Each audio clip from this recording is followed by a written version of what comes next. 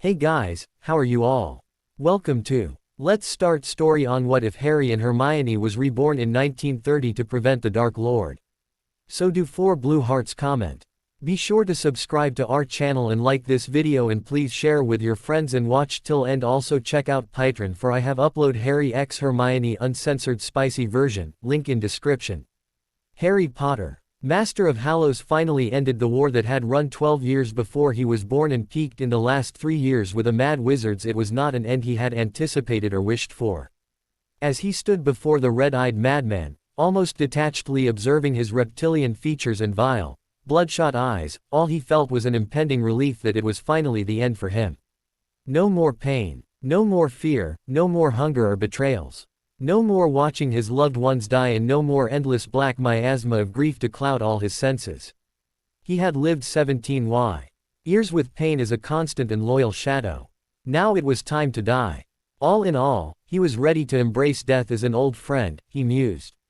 Harry stood in the clearing inside the Forbidden Forest, and finally understood with a startling clarity how Ignotus Peverell could have given up the marvelous cloak and embraced death. If life sucked this much, death was certainly bound to appear far more attractive in comparison. Besides, he could do with a friend right about now. All his friends were either gone already or betrayed or on the brink of an end.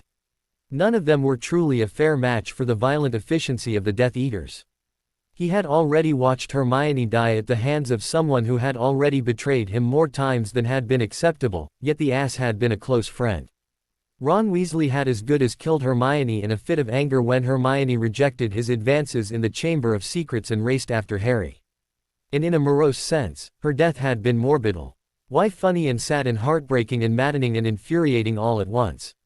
Hearing her calling to him, Harry had turned, only to watch in horror as Hermione was cursed from 4 sides.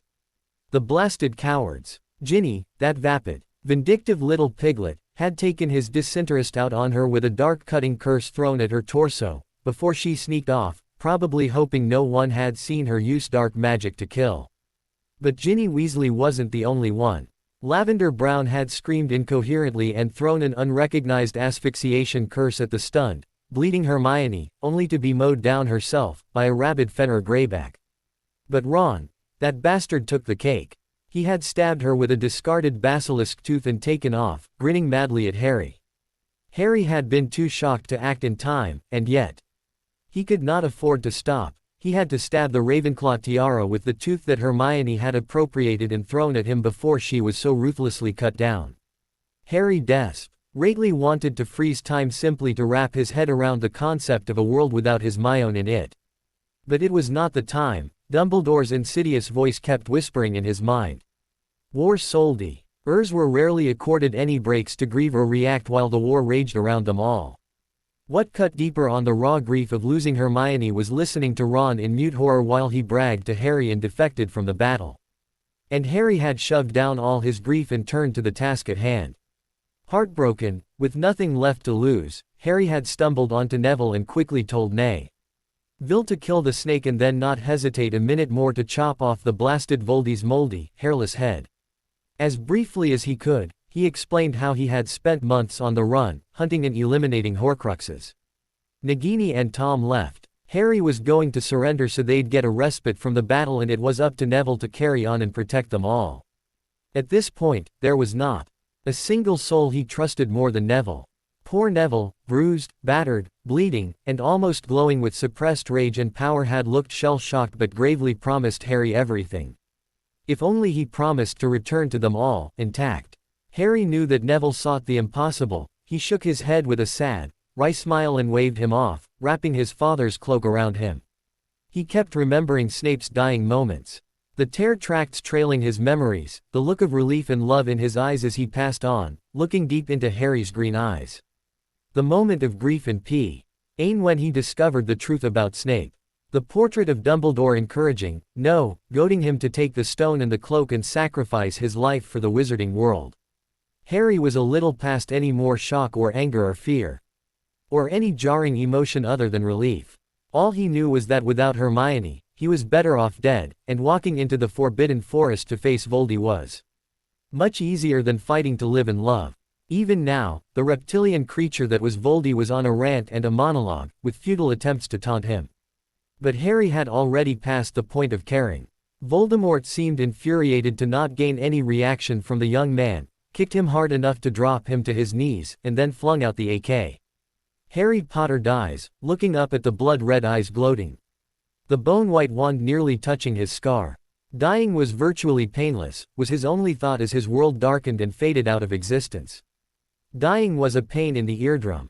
Seriously. It was annoying. Like he had once watched in an old movie, Trapped in Azkaban, he distinctly remembered a scene of a character's death. There was a static sound to the act of dying. If he could react, he would have winced and covered his ears. It was the sound of nails scraping over glass or chalkboard in his Muggle school once upon a different lifetime. He let out a breath and slowly opened his eyes. He was still on the floor. But it wasn't the forest floor with dried-out pine needles and dead leaves anymore. It was a vast nothingness of white in all directions. He could not see a beginning or an end to the place he had ended up in. And he was naked as a newborn baby, although it was neither too hot nor too cold, nor was it too hard or too soft. It just was. He was just beginning to think how utterly relaxing just dying and then lying quietly here in this vast nothingness when footsteps ambled closer. The garish purple and yellow robe with shooting stars and floating moons was not on his wish list. Dumbledore was definitely not. That odious old goat was the last one he would have expected in the reception committee unless he was in hell. There was no other viable explanation, he internally fumed. Then one had to add the creep factor of Harry being essentially nude and ogled by a creepy older man who had already spent a lifetime with an unhealthy interest in him since he was born. Being naked in front of the same old coot was hard to tolerate. The thought barely finished forming in his head when he found himself decked in the comfiest pair of jeans, a faded blue hoodie, and thick, warm socks that Dobby would have adored. When facing the biggest of his tormentors in the realm of afterlife crossroads, he was glad for comfortable clothing. It seemed an adequate place to begin. The odd nasal thrumming had ebbed and faded away and he was able to hear again. Not that he really cared what the vile old man was pontificating over. Dumbledore was nearly nose and already preaching an unhealthy pile of dragon dung and twinkling away like Disney's Tinkerbell. Harry was done listening to him. He had already had enough of the old man to last him a million lifetimes. He gathered all the magic he could summon to himself and whipped a sharp, angry tornado that whipped all around them, ripping most unforgivingly at the old coot like an angry congregation of birds. He proclaimed his complete rejection of Dumbledore as formally as he could think of saying, calling upon the very magic of the realm. Unseen winds howl and whir like entranced dervishes, and at the center of it all, completely in control, stands the shade of an angry young wizard, demanding justice, forthright righteousness and honor be satisfied. He stands firm, fuming and fierce, and demands to speak to death. The old man's shock, his wily eyes, and then the falling off of his genial, grandfatherly mask, to reveal the arrogant man easily prone to posturing, rage, and immature self-righteous judgmentalism. Apparently, even death, afterlife and hell had failed to cure the old goat off his delusions.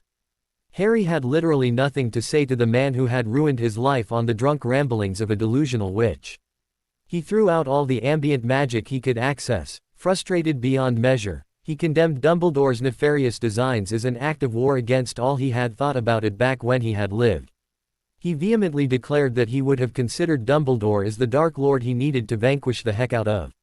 Harry declared Dumbledore an evil mastermind, right to his face, relishing the older man's shock and outrage, and pointed out the fact that it was the old bastard's piss-poor, biased choices that lead Tom Riddle Jr. to the path of darkness. Why himself had to fight constantly against the lure of darkness with the life the old man had willfully condemned him to. There was no viable excuse for the man's crimes against him and all of his fellow countrymen. He determined that even death wouldn't condone Dumbledore's dark choices. Winning or losing the war at this point would be meaningless. Things have only deteriorated. There was only one outcome, no matter who won. Only the annihilation of magic itself awaited them all in the near future. And it was all because Dumbledore was an incredibly hybrid, stupid, and a woefully biased ass. He deserved not a moment of Harry's time or interest, especially not here once he was actually done with surviving. Even in death, Harry would not, he could not forgive the old coot. It was a grave, In justice to even spare a second in the odious man's presence, he wanted to neither hear his justifications nor see his stupid wrinkly ass. He would speak to Death or speak to none, he vehemently declared. Hearing this, Death appeared like an apparition, fading right in the middle of two outraged and dead heroes of wizarding England. The tall, hooded spectre of End, the grey shadows, and New Beg.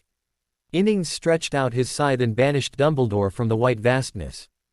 Death puts all things in perspective, and most of all, frank, transparent conversations. And no one was more appreciative of this than one recently deceased Harry Potter. Death was in a curious mood this fine summer nooning, and he had come to examine why Dumbledore was at the crossroads when he had no business being there. Arriving to catch the argument between the two, Harry's angry rant had caught his attention and interest. The dark spectre then turned onward and conversed frankly with Harry. To the young, disillusioned wizard, that very simple choice was immensely refreshing, certainly more comforting than the entity's appearance. Death shimmered in the edges, his form and features hard to pin down or humanize. He began to explain the true history and origins of magic and the role of entities like death, life, fates, magic, luck, strife, and mischief. Across time, across all cultures and species, the why existed in the sentient belief system in various names, roles, and identities.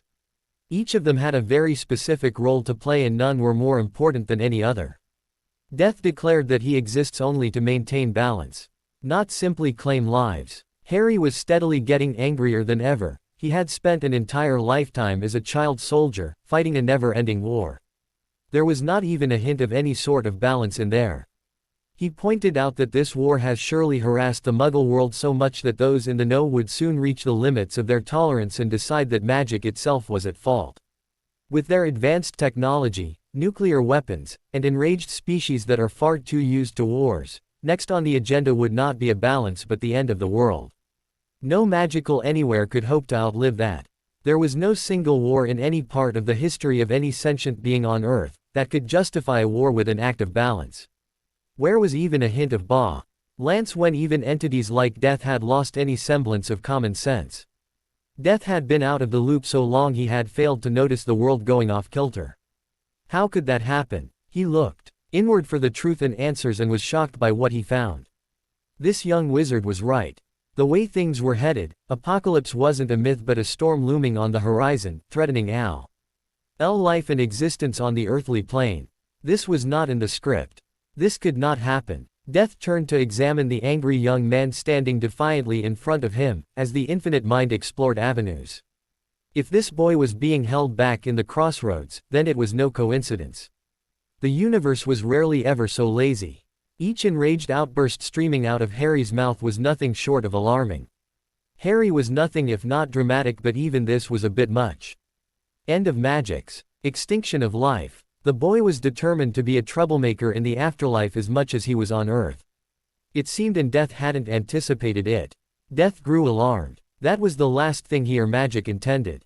Harry squared his shoulders and turns to face Death, challenge gleaming in his eyes, and D firmly stated that he can help stop this mess, but he needed to speak with Hermione before he committed to anything. Death complied and called forth the spirit of Hermione.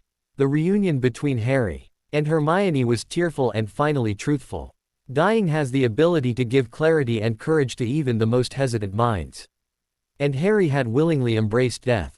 He confessed that watching her fall to betrayals and dark curses was both soul-withering and uplifting. It was the moment he realized his true feelings for her and the moment he lost the possibility of any future with her. She was already gone, and it had been too late for them. He then told her what happened to Snape. By force of habit, she automatically corrected his speech, and they both chuckled but somberly listened to the next part of the tale. He told her about going into the forest ready for death. At this point, Hermione nearly clobbered him for being stupid. And then she hugged him fiercely and confessed that she was truly glad they would be together now. She shyly admitted that she had loved him from the very night he saved her life in the first year, but always thought he didn't feel that way and deserved better than her bushy-haired buck-toothed nerdy self. Together, they vowed to each other never again to assume anything but always try to be honest and forthright with each other about everything. Misu. Understandings and assumptions would never tear them apart again, not if they could help it. From here on, they promised each other that they would be a unit. Their promises to each other, steeped in the love the two held for each other, had an unintended effect. Not that either would have thought anything except glad welcome if they had realized what had happened as a consequence. Their promises to each other had turned it into a magical wedding of a sort. It was an unwitnessed bonding ceremony except for death and magic itself, informal though it was, and death noted with amusement as magic swirled around them, bonding them to each other for all eternity. While the sentiments flowed freely between the duo, time wasn't entirely standing still. Death reminded the duo that even here, time is not exactly limitless. Harry then asked for a little privacy from Death, who spluttered indignantly it was a distinctly Peverell trait to never forego a chance to bargain with Death. When Death finally gave in, complied, and conjured a bubble of privacy around Harry and Hermione, Harry put forward his plan to her. Harry watched for her response and knew that it was risky but perhaps doable. She got hooked, eyes widening comically, and then seemed to crackle with electric excitement. She had much to add to the idea and together they fleshed it out, adding pointers and issues and plans. Then they hugged once again. It was like old times and pre-war adventures. Harry quipped slyly that Dumbledore had no clue how right he was when he made grandiose statements about Death being the next big adventure. Together, they turned to Death and indicated that they were now ready to step out of the privacy bubble and speak to him once again. They tightly held hands and decided to let Harry open the parley. But Harry had other ideas.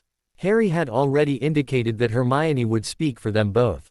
She informed Death of a plan that required that they go back in time and correct the problems had led to the Blood War easily enough.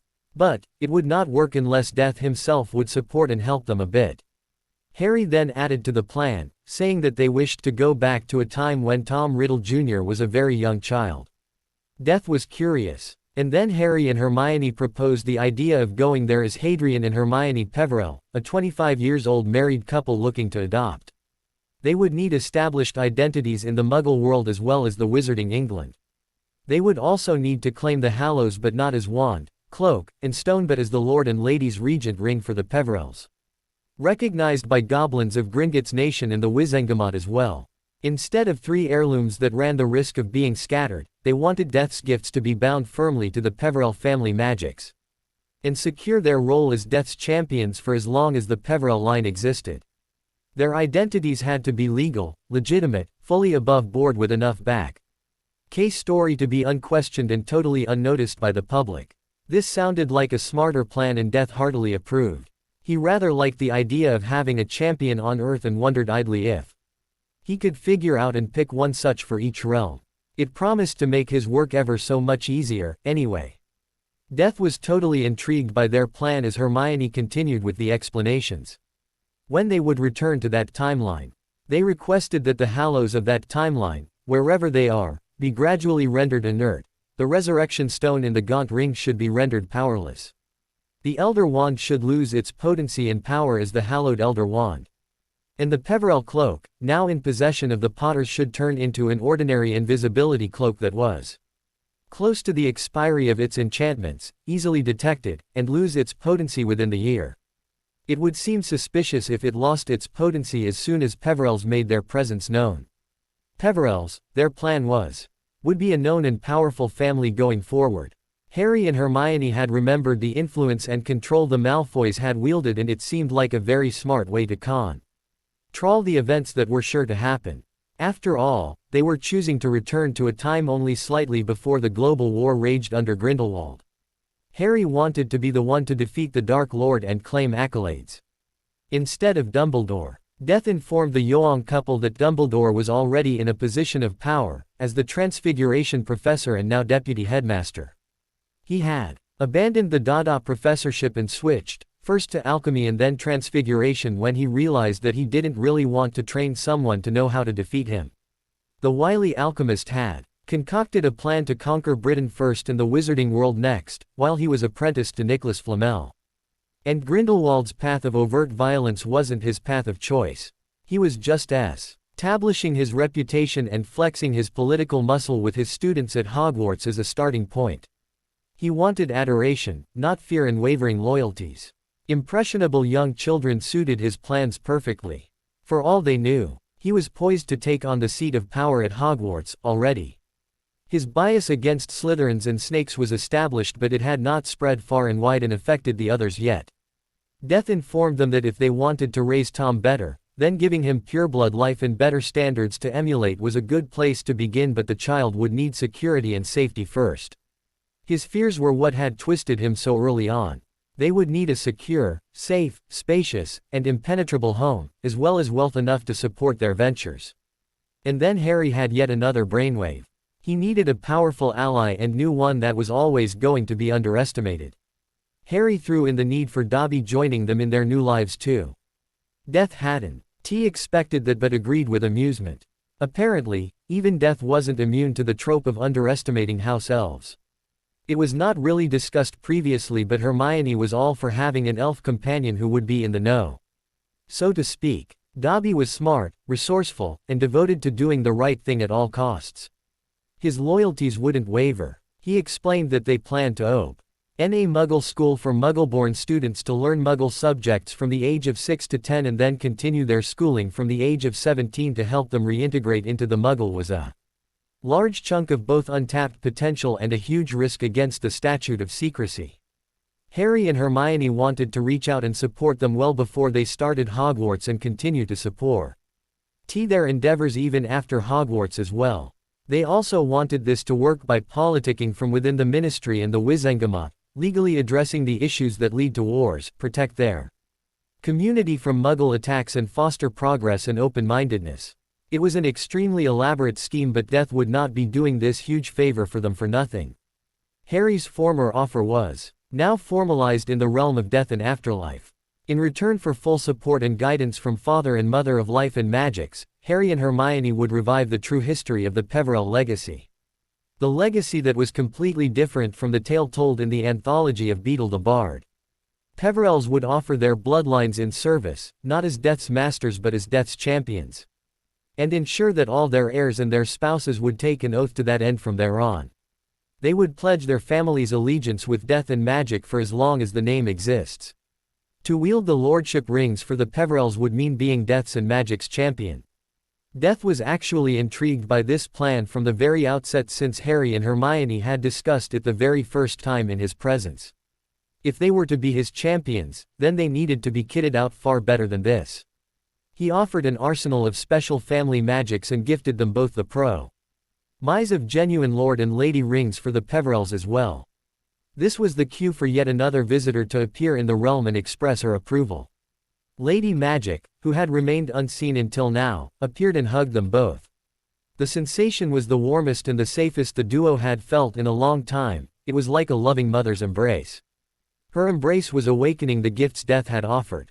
It was an extraordinary, yet undefinable sensation. She herself was impossible to define and yet improbably familiar to their senses.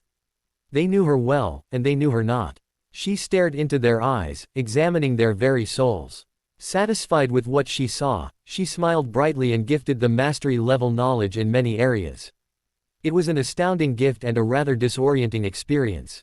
Their their consciousness expanded and rejoiced when they found their link to each other further strengthened. Together they found their links to Dobby and gently tugged.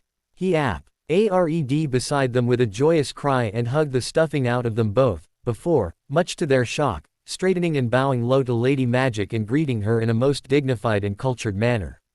But they remained silent and focused on the gift of knowledge and expanding power. Their minds expanded and stretched at dizzying speeds as vast, astounding, and lost knowledge, skills, and experience in mind magics worked at a furious pace within their now blessed consciousness. Harry's mind was additionally blessed with mundane subjects, battle magics, parcel magic, warding, runes, and charms for Harry and transfiguration. Potions, arithmancy, runes, healing, occlumency, and language magics for Hermione. Their bond in the realms of the afterlife was for all eternity, much to the delight of the three. They would never be separated now. This connection, blessed by Lord Death and Lady Magic themselves, ensured that they would remain soul-bonded in every other realm including Earth. It would give them the ability to find each other anywhere, communicate wordlessly, and share their cores and abilities at will. But there was a catch, the first time around. No gift comes without conditions.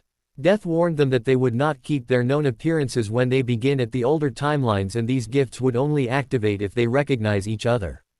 Magic blessed them with one last parting gift of mage sight. And then the witch, her wizard, and their elf set off to go backward in time. Vivid green eyes flickered open, and awareness settled in. Hadrian Peverell Fu, ND himself in the outskirts of Forbidden Forest, a clean sweep 4 clutched tightly in his hands. He checked the skyline and noted the Hogwarts embankment in the distance. He was probably 20 miles away from his Peverell keep. He closed his eyes, and lay still for a moment where he was.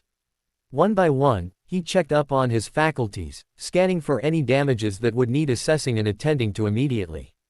His memories seemed fuzzy and unclear. From toes upwards all the way to the tip of his hair, nothing felt missing or bleeding, but his tailbone and the back had taken a pounding. There were minor scratches where he had crashed into the bushes probably. His ears throbbed, oddly enough, with a painful echo of some kind of static he could not place. Like a loud gong from some other realm, his mind supplied the information. Unasked, everything else seemed intact and in place. But no matter what, he could not recall his past, his family or his friends. All he could think was that his name was Hadrian Peverell, of the Peverell Keep, and he was 28 years old, married. And no children, or at least none that he could recall. He lived rather close to Hogwarts, knew Hogwarts intimately, but had schooled elsewhere, at home. He could not remember who taught him, though. Dobby would know. All he, Hadrian, knew was that he had hit his head rather resoundingly enough to jar his memories, like Dobby had often predicted. He wondered where that thought had come from, and slowly opened his eyes, groaning audibly at the hurt the glare of bright daylights caused. He was lying prone in a clearing of some kind. Probably uncomfortably close to the Centaur territory. He hadn't a single clue why he was here in the first place, though. He must have crashed and blacked out. He could not remember why he had ended up flying in this direction at all. He rose to his feet, aching in far too many places, and groaned audibly. He settled once again on the bruised but not damaged broomstick and slowly floated a few feet up. That was when he noticed the centaur watching him from the edge of the treeline. He lifted his hand and waved, determined to grab the opportunity to make friends with the elusive beings. And flew over to them at a sedate pace, hoping to appear as non-threatening as possible. "Greetings, wise one. Magic's blessings upon you," he called out. "Greetings and blessings to you too, champion of the celestial decans. Cancer shines bright for 3 moons now. It has foretold the arrival of Pollux and Castor. We of the forests welcome you as friends, Hadrian of the Peverells. You are harbinger of hope to our world. How do you know my? Never mind. Thank you, my friend. Such kind words and thought, you honor me much." Harry alighted near the centaur and bowed deep in stuff from the waist down. His left hand raised, open palms, and the right hand wrapped around the waist, as the old ways dictated. "May I inquire of my new friend's name? You may call me Megorian. I'm the youngest son of Sheridan, the chieftain of Centaur herd in the Forbidden Forest and the chief counselor to the Council of Earth and Centurion of Magics. We will meet and talk again at length another time. Your lady awaits you 3 miles away at the Muggletown Square. It would not be wise to tarry." His lady? What lady? Why couldn't he remember? He couldn't put a face or a name to the one the centaur claimed was his lady. But he wouldn't question the centaur's statement over this. Maybe they watched them before. Had the fall addled more than his skin? His memories seemed jumbled and all over the place. His mind cast about all over the place, struggling to stand still long enough for him to catch a single thought. It seemed his mindscape was shot, and occlumency barriers shattered in the fall, perhaps. His head ached so terribly too. He groaned somewhat audibly, unable to hold back on the pain. Megorian was still watching him, the age markings on his right biceps rippling to life. The 150 years or thereabouts young centaur's chiseled face only revealed a mildly curious interest in Hadrian's fumbling attempts to steady his feet. Try as he might, he could not see very clearly ny memory of any face of anyone who could possibly be his lady. He couldn't recall anyone other than Dobby. Although, he conceded that the image that came to the forefront in his mindscape did have a rather delicious figure. Slender and well-proportioned, and a mass of dark, mahogany brown waves and delicately slim, long and slender limbs. He could discern nothing else though and wondered how on earth he was going to recognize her. A sense of urgency filled him, and fueled his need to get to her before she fell into any danger. They were both going to be in an inexplicably strange situation if she too couldn't remember him. He pondered. His awareness of a distinctive lack of a wand made him uncomfortably aware of how very vulnerable he was. Was this lady any better protected? He muttered a barely audible accio to fetch his wand and waited, but nothing happened. Clearly he did not possess a wand anymore. The magic thrummed and pooled into his finger, warming up his ring, but then fizzled out for the lack of a target.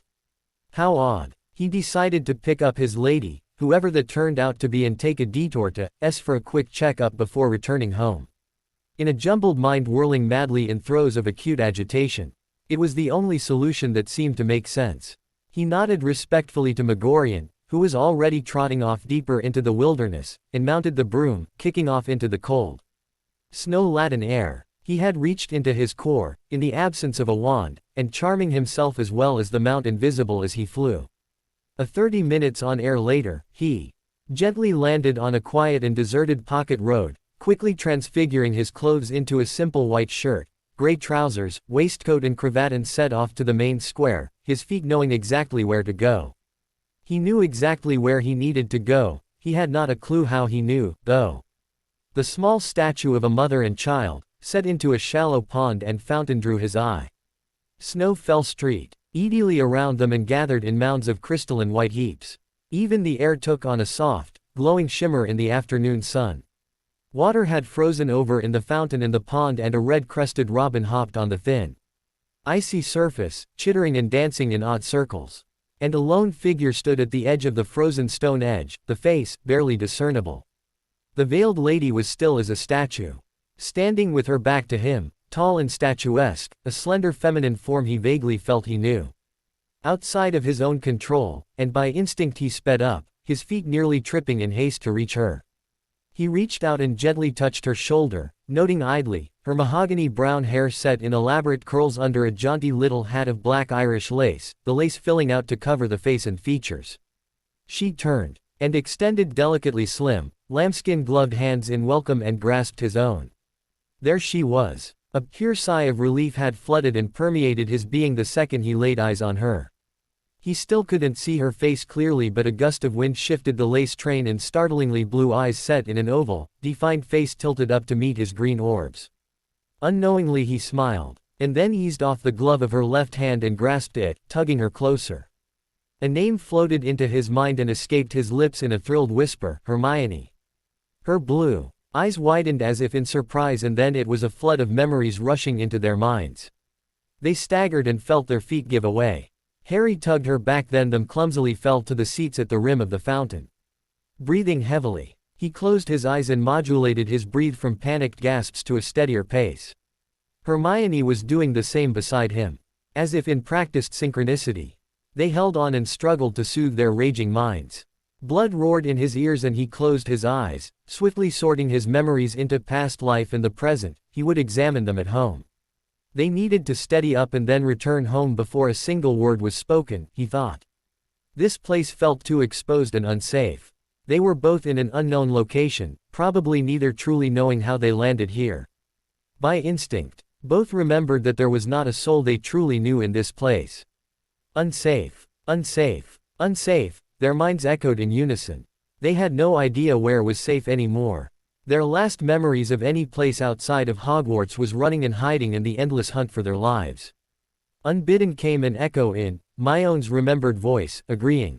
They needed to get the hell out of this place and regroup somewhere safer.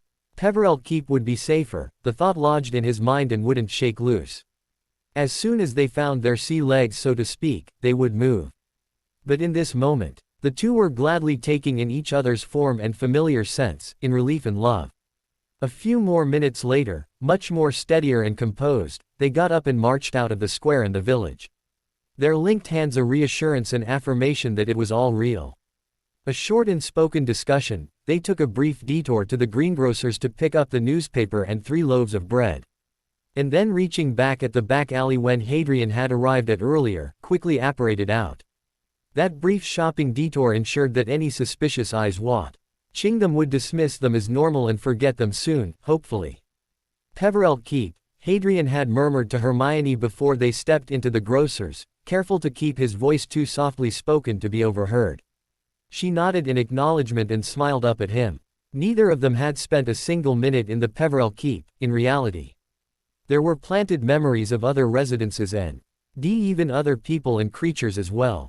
The memories of the present warred with the memories of a time that would not come for decades, if at all. Occlumency working overtime, they focused on the home they intended to apparate to.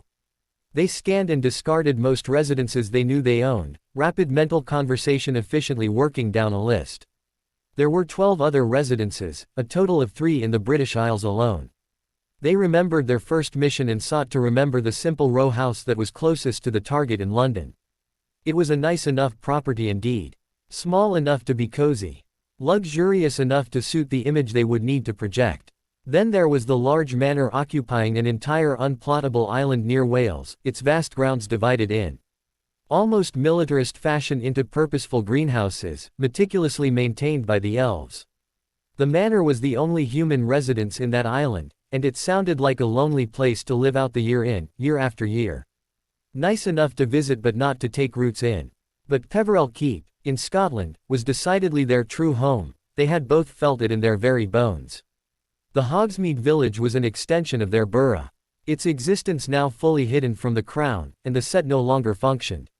It alarmed them to note that the council had slowly fallen out of practice, nearly forgotten by the residents, and there currently was no Lord Provost, although that normally fell to the Lord Peverell as the crown's representation and the Baron of the holding.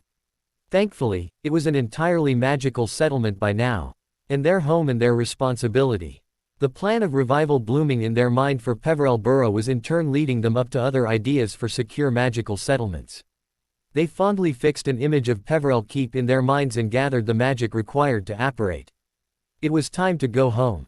The remembered sensation of homeliness and comfort, fleeting images and feelings of home. Comfortable familiarity and an intimate knowledge of all the secret nooks, crannies and corners permeated their minds. They weren't safe or ensconced at home, though. Dobby was waiting for them. In a smart liveried butler's uniform, a world away from the multiple mismatched hats and socks of a bygone timeline. Hadrian and Hermione, their memories still fresh, of burying their brave, loyal friend in a lonely grave by the sea, were overwhelmed to see him alive, well and dinfeed. And they had been unable to resist and thrown themselves on the darling elf and wept in gratitude, grief, and joy of having come together again. Dobby had hugged them just as fiercely and wept. Finally, they calmed down, and sized each other up, noting the changes. And the changes were astounding, and many. He noted that Master Hadrian was now tallest wizard in England at 6 feet 4 inches, with a dashing cavalry mustache and roguish hair, tied back in a pony. The three of them laughed in memory of how often, in a previous timeline, he had bemoaned his short stature. His appearance had not changed all that much except for this extra height, and a notable absence of the lightning scar. His remarkable green eyes remained the same, and very distinctive, like pickled toads, Hermione noted, teasingly. Hermione, on the other hand, looked smaller than he remembered, with a much softer face, less sharp features. And her eyes a blue with twinkles that would put Dumbledore to shame. Or maybe he found her smaller this time, because he was much, much taller now. Both Hadrian and Hermione. One found that along with their magical cores, their hairs has also grown exponentially and then settled.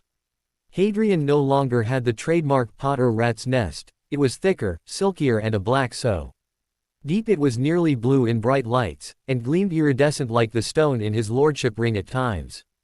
Hermione's hair had darkened and thinned out a little, the ever-present frizz had calmed and settled, and shortened into a stylish bob of wavy curls that now framed her face and emphasized her large, intelligently dark blue eyes.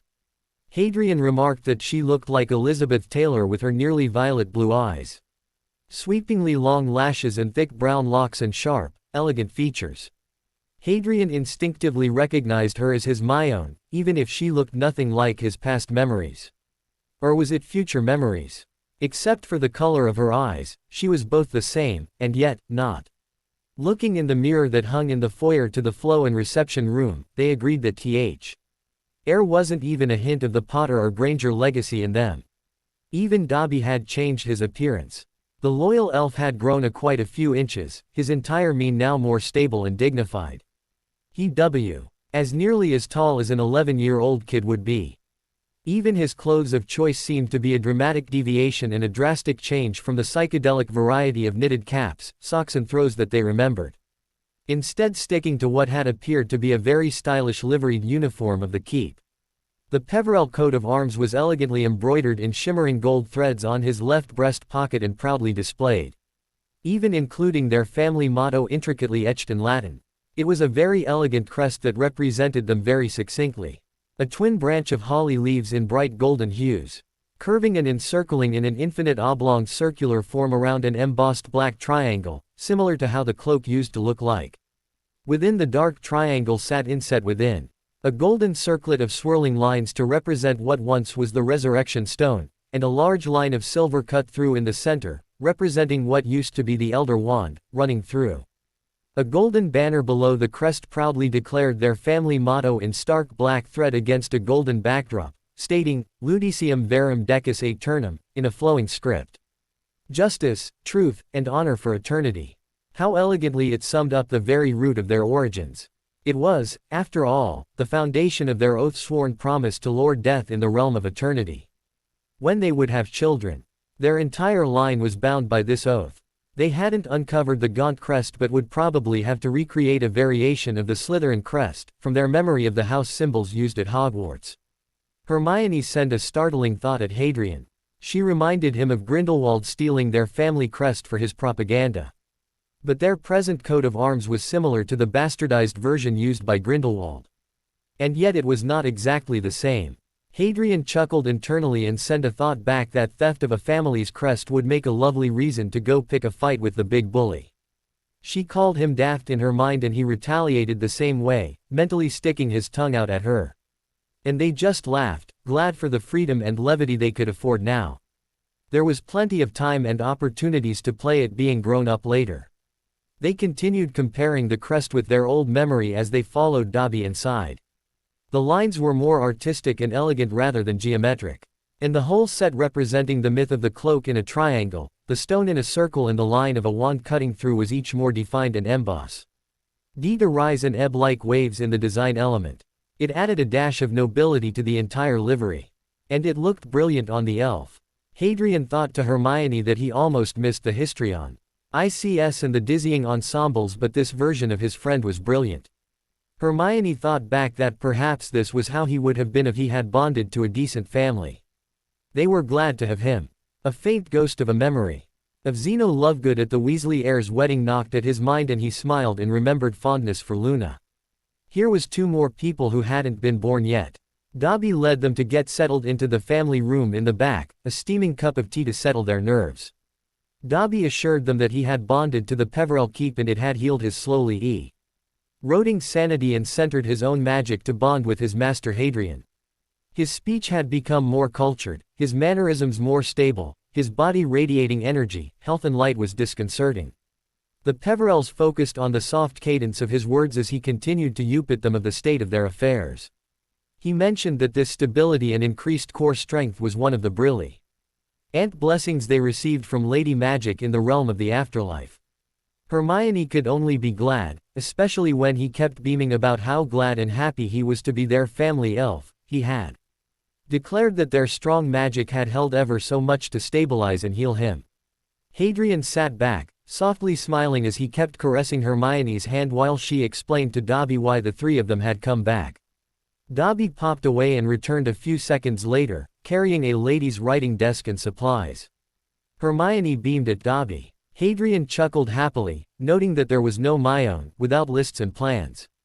And then together, the three sat down and started a list. They needed their Muggle identities, banking details and address and then a secret trip to the ministry to take down the names of all the Muggle-born kids and check out their circumstances. It wasn't just Tom who needed to be brought home. They needed to scout out a good location to start their school.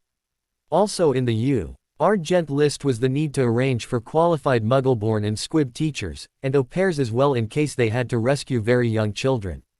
She noted that it was already 17th of December, 1930. She had expected to rescue Tom 2 years ago at the very least.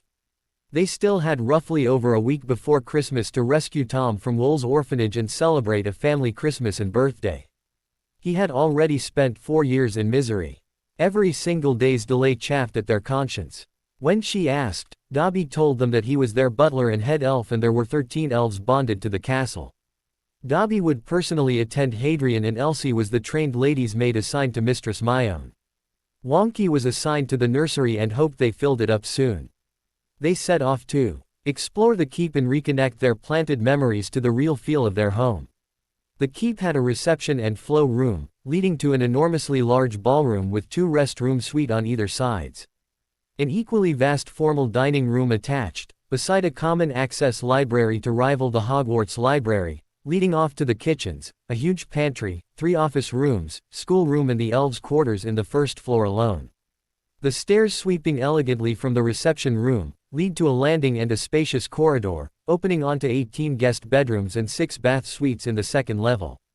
Another flight of stairs led them to 6 bedroom suites as well as the Lord and Lady's quarters in the third level. Each suite was large enough to fit all of a row house. It was all in a leg-NT mix of old-school style and modernistic fixtures. Tall windows nearly cheek to jowl along the corridors as well as the windows peppered along most walls within the rooms brought in plenty of light and warmth. The end of the corridor on the third floor was simply magical. A balcony had been enlarged, glass enclosed and converted into an orangery and a hothouse for roses of many sizes, fragrances and colors. It had been designed as a perfect place to lounge about lazily in. Hermione sighed in pleasure. It also contained a hidden staircase which led to the roof. A small magically heated pool and arboretum orangery had been cultivated in the rooftop. It was a marvelous place to call home. Dobby then showed them the more practical sections of their home, to refresh their memories and activate the blood wards. The basement was situated with a concealed access behind the elven quarters and locked down with blood wards. But Hadrian instructed Dobby to ensure it remained inaccessible only to the private lord's study and concealed library as well as a strongroom designed for valuables, contracts and other documents and the central ward stone. He preferred to allow guests and visitors access by internal flow from the common library to other parts of the basement. There were also a row of 6 prisoner dungeons, a potions lab, a beverage storage chamber, and room designated to be dueling chambers in the basement. They discussed the merits and demerits of allowing public access to this residence, hosting political parties and such, in this residence, versus the London residence. As they chatted, Dobby led them outdoors to a building nearby. This was the outhouse, set on a slightly higher ground, upon a small hill next to the keep. It was split into 2 sections, one section housed a workroom and 3 cars. A marvelous powder blue Bentley open tourer, a sleek black and silver Mercedes-Benz Roadster with the Peverell coat of arms, and a similarly outfitted Crossley parked, aiming in the late afternoon sun and raring to go. Hermione, finally squealing in the excitement of discovering a Muggle thrill inducer, already had a sequence of runes, sketched out in her mindscape, to power the cars without fuel. And to run on magic. She rolled up her sleeves, and got to work immediately while Hadrian explored the other end of the outhouse. It was there that he discovered his new passion. There was also a stable for winged as well as wingless horses, in the grounds, which was currently empty. He was determined to acquire at least 6 of each and practice, for fun, whenever they could sneak some time in. He informed Dobby of this who in turn, noted it on the next to-do list. They stepped out to wait for Hermione and looked around, examining the length and breadth of the property. The grounds were beautiful. From the Widow's Walk, they could see the borough, and the village of Hogsmeade, from the windows. It really was just a stone's throw away but hidden behind impenetrable wards. Death himself had set those wards and no lesser being was yet born, capable of breaching those, Dobby proudly informed them. Along the path, closer to the keep, lay many empty properties and houses. Meticulously maintained but sadly empty. The undiscovered section of the village, Dobby informed them, could easily house the council house, a functional market, better than the village that now catered to the students. And many houses, for many more families. There was also an empty plot that would easily support a much bigger building or 3, to accommodate a decently sized shopping hub big enough to include all the stores in the Diagon Alley and then a few more, cheaper and more affordable apartments, and an entertainment center able to hold more than 20,000 head counts packs, as well. Dobby then handed 3 large, golden Gringotts keys to Harry. The 3 quickly set aside their teas to settle in, freshen up and then regroup to plan their next move. On the 3rd floor, they picked a second room, skipping 2 doors away from their own suite designated for their heir and the spare, to be prepared for Tom. Hermione decided on a soothing blue and green color scheme for Tom's room. She instructed Dobby to ensure that each of their properties have a room similarly appointed, down to the last detail, so any time they moved, Tom would always feel at home. Dobby nodded gravely, understanding the reasoning behind that request.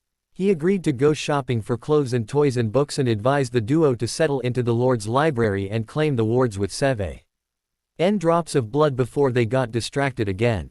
This was something that couldn't wait, not without compromising their security. They set off to attend to that immediately and then settled down to plan. He offered to call them in an hour for supper time. Dobby then set to decorating the 2 suites by their tastes. He knew them very well. In the study, thanks to magical gift of the death and magics, Hadrian recalled the hidden hatch behind a bookcase. He pulled out the ward stone, and added 7 drops of his blood. Hermione then added her own as co-owner with the shared ability to control the wards. They called Dobby to do the same, for threefold security. Soon all 3 of them were fully enmeshed in the ward pulse and could feel each and every being within the property. Currently were the 3 of them and 12 other elves and 7 owls in the Ollery above the West Wing attic. After a brief discussion they decided that they would not add Tom to the wards but instead gift him a separate home when he reached his adulthood as an individual they approved of. They planned to adopt him in the Muggle world but take him on as a ward in the Wizarding world and register the relationship status as such in the Ministry. Maybe there was a Slytherin vault lying unclaimed in Gringotts. They would need to check that out when they planned to take Tom to Gringotts. They headed off to the kitchens to continue the discussion in the family dining. After serving them, Dobby offered to sneak into the records office at the Ministry, and copy all information about Muggle-born children and bring them back. It was a brilliant idea and Hadrian and Hermione quickly gave their stamp of approval. Dobby beamed and popped away to fetch the same. In the meantime, Hadrian and Hermione decided to visit Gringotts after supper and check out the Diagon Alley and get wands made. They were nearly finished with their meal when Dobby popped back with a giant book. It was a copy of the magical book of records held within the Ministry. The book kept track of all the magical children born in the British Isles. Dobby was upset about the absolute lack of protection for the books and had added an intent ward of elfin magics so that no one who wished to harm by thought, deed or belief could even touch the book, much less read the information within. Hermione hugged the stuffing out of the poor elf, lauding his creative and proactive solution. The elf practically preened under the lavish praise of his beloved master and mistress. They freshened up in preparation for a long night. Then the 3 war veterans from a different time set off to Gringotts, England. At Gringotts, they entered the foyer to thinning queues of customers, grumpy tellers and the familiar white marble veins felt fondly familiar. They joined the shortest queue and held a mental conversation on how to handle their queries. Then Hermione, who had more actual experience handling queries at this bank, agreed to act as point. That was perfectly fine with a very relieved Hadrian, and soon enough, they were standing in front of the teller. Hadrian simply showed his lord's ring and stood aside quietly as Hermione requested a meeting with their account manager. They were quickly ushered off from the front desk directly into an elaborate office, and an elderly goblin manager sat waiting for them. He introduced himself as Sharptooth, a replacement for their old manager Gringott, who died last week. They expressed condolences and manged to shock their new manager with their genial and warm approach to Goblin. He then opened up and with a more friendly mien, appraised them of their holdings and assets. Hadrian and Hermione exchanged a surprised look, although it shouldn't have surprised them at all. Death had planned their return in time, so there literally were no loose ends. It was as though they already existed for a while in this world and were recognized faces. They had an existing history in this place and probably many acquaintances and relationships as well. They needed to examine their memories a bit more closely before venturing out again. This would be tricky. Sharptooth was explaining about the commercial properties they had intended to review. Dobby had only appraised them of the residential assets. They focused once again on their goblin manager, who was explaining their sources of revenue within the wizarding world. They discovered that their holdings stretched further than either Dobby or they themselves had known. The Peverell family was now perhaps the richest individual names in the Isles and the continent, and now owned 3 buildings each in Diagon Alley and Knockturn Alley in London and 1 building in Aileen Swarth Borough in magical Ireland. In England, their Comeric Al Properties hosted the bookstore and an apothecary in Diagon, as well as the Lone Wand Maker's store in Knockturn Alley. Then there was the apartment complex they had been building in the past 3 months adjoining the 2 streets. It was finally finished and ready for occupation. The security ward stone for the building was waiting to be secured by Hadrian as the lord of the property. They so apparently owned a rather large manor in Wiltshire and surrounding grounds of 6 hectares, listed under commercial property. It was apparently never used as a family residence, and instead always rented out. Sometimes to muggles and sometimes to magicals. It presently stood empty and ready for occupation. Presently they had no occupants or renters lined up. Hermione looked through the folder F, or the property, and mused that it looked like it would make a good location for a primary school, if they could hire some magical builders for minor alterations. She mentioned the possibility of investing in a muggle school as a potential business to Sharptooth, asking for a quote to revise the ward scheme and a request for a good builder to adapt the present plan and layout to suit the new business venture. Sharptooth was fascinated with the idea of magical running a muggle school. It was practically unheard of. Hogwarts had turned to be a money drain over the centuries. How could muggle schools be a profitable business? Sharptooth continued to brief the bright and attentive young couple who peppered him with excellent questions and insights. There was, he explained with a proud flourish, the last property of the Peverells that was still a part of British Isles. Last but most definitely not the least. In fact, it was their biggest source of revenue. The island sanctuary for creatures, a rich supply source for various products like acromantula silk, unicorn, griffin and hippogriff resources, and a small breeding program for krups, postals and wild neasels, was as good as a national staple and was securely warded.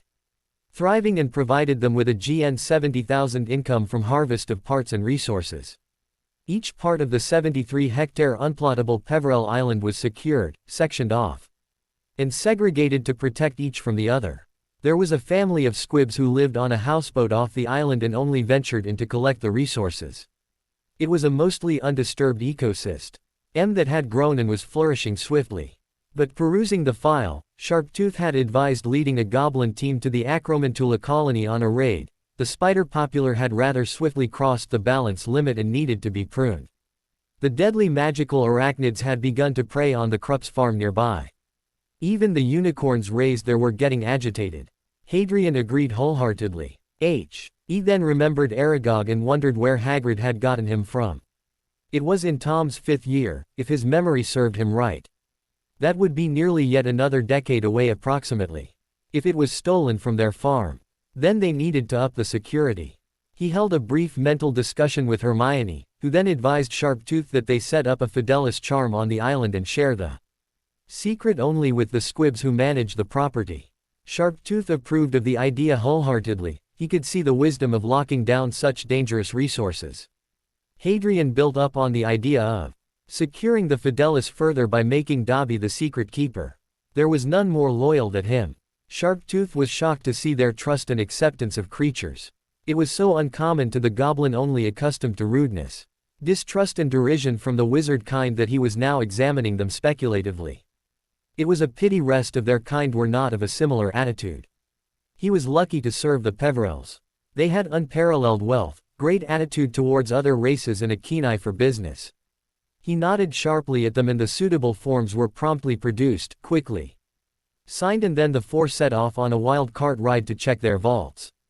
In their oldest vault's wing, deepest folds of the goblin territory, the Peverells had 4 vaults, the Lord's vault for the Lord and the Lady, the family vault for everyone including vassals and dependents, a trust vault for the heirs, and an heirlooms vault where the family tapestry, history and portraits were stored. Ian discovered the Peverell grimoire and started reading out loud through their mind connection, the most interesting excerpts from the family history section. They discovered that the grimoire was automatically updated to include even them by obscure tracking magics. Hermione listened to the names that Hadrian highlighted, picked up the respective portraits and quickly and efficiently shrunk them to take back home. She had even mentally selected the perfect room to hang them all in. Hadrian thought it was a great idea to create a hall of history for their kids in the future. It was something he had never experienced. A true connection with his family. She came over to hug him, kissed him softly and murmured that they would make their own family from now on. Hadrian discovered his composer again and they resumed their work in the vaults. Together, they also shrunk the tapestry and finally had selected 13 sleeping portraits, one from every 200 years, from Perseus Peverell, the grandfather of Ignotus, to his great-granddaughter Lolanthe, who married Henrique Potter, and Lolanthe's nearly squib older brother, Lyron, the last known Lord Peverell. They would also need to commission a magical artist for their own portraits. Dobby quietly made a note of it for the to-do list. Lolanthe was a beautiful witch with midnight black hair and startlingly green eyes. Hadrian's resemblance to this iconic witch was startling. She, according to the grimoire, was famous for her Gryffindor connection, but her brother Lyron quickly went into obscurity. Apparently that was how he preferred it, due to his weaker magical prowess and inability to magically defend himself and his line. It was he who held the title, but he had gone off to make his way through the Muggle world. There were also portraits and mentions in the grimoire about the next 7 Peverells who grew up in the Muggle world, and spent their lives almost entirely there. They had been magicked into portraits with Muggle-born names for their Hogwarts years. Hadrian's mindscape supplied the answer to the puzzle of why they had pretended to be Muggle-born students. The Peverells, the story maintained, began to be hunted around the turn of the 14th century. For the non-existent enchanted objects popularized in the bedtime stories as the Deathly Hallows. Of course they had to hide, it made perfect sense. Nearly everyone had coveted each of the Hallows separately, and Dark Lords could hardly resist the idea of being Death's master, no matter how ridiculous the idea sounded. Nobody could master death but who understood that fundamental truth. Wizards and witches were hardly known for common sense, and wisdom was hard to even comprehend. The story in the grimoire stated that they had been near completely eliminated before they had opted to remain hidden from early 15th century, when the stories of the Hallows began to circulate and get linked to them. As their numbers diminished, each of them began to hide their identity with falsified names from birth onwards. They would spend their Hogwarts years masquerading as Muggleborns, marrying only Muggleborns and keeping their existence a secret from the general public. They handled their investments and assets through Gringotts for most part and stayed hidden and lived out in the Muggle world. The Peverells were known to have lived as isolated eccentrics who preferred their lost status. As backstories went, this was an excellent tale and rather credible by wizarding standards. It would explain suitably why they were virtually unknown. The duo planned to get known, but not soon. Nor too abruptly. Before garnering recognition that was so fundamental to their plans, they had to establish their Muggle identities and study their own personal history a bit more thoroughly first. They wrapped up their business in the vaults and packed 3 bottomless bags each full of galleons, nuts and sickles, and Hermione pocketed the portraits, Harry the grimoire and the tapestry, and they set off back to the ground level again. Once outside the bank, their first stop was the wand makers in the Nocturne Alley. It was already well after dark when they stepped out of the bank and headed out to Nocturne Alley. A few shops had already boarded up for the night. Neither covered their faces. They wanted the curiosity and inquiries, since they planned to generate enough interest before they integrated into the magical society. They walked into the wand maker's shop that was cleaner and looked far more organized than old Ollivander's dusty little nook. They were both surprised and unsurprised to learn that this wandmaker did not stock pre-made wands. Instead, they were walked through a process of selecting the wand wood, channeling cores, rooting metal, and focus gems, and then wait while the guy crafted 4 wands in under an hour. They weren't allowed to watch, and the knowledge seeker in Hermione couldn't help pouting over the loss of opportunity to learn something new. Hermione guessed that it was family magics, and a mix of ritual and potions and spells to create wands. While they sat and whiled a pleasant hour contemplating the possibilities, the man finally returned with a large velvet-lined box as the hour ended. Within were 2 wands and 2 rings.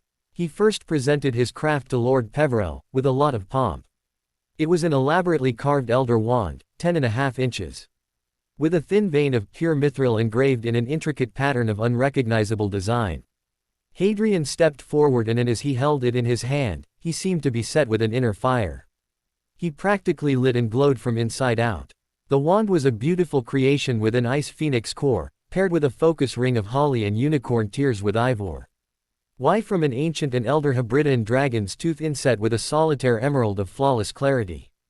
The design etched to be barely discernible in both the wand and the ring was the symbol of Hallows with an inverted triangle. This was a wand customized to fully match Hadrian's core, and it shone and vibrated with barely bridled power. In many ways it was rather similar to his old holly and phoenix feather wand, and in many ways bore absolutely no resemblance at all. For Hermione, the selection process had been faster and more decisive, a true reflection of her personality.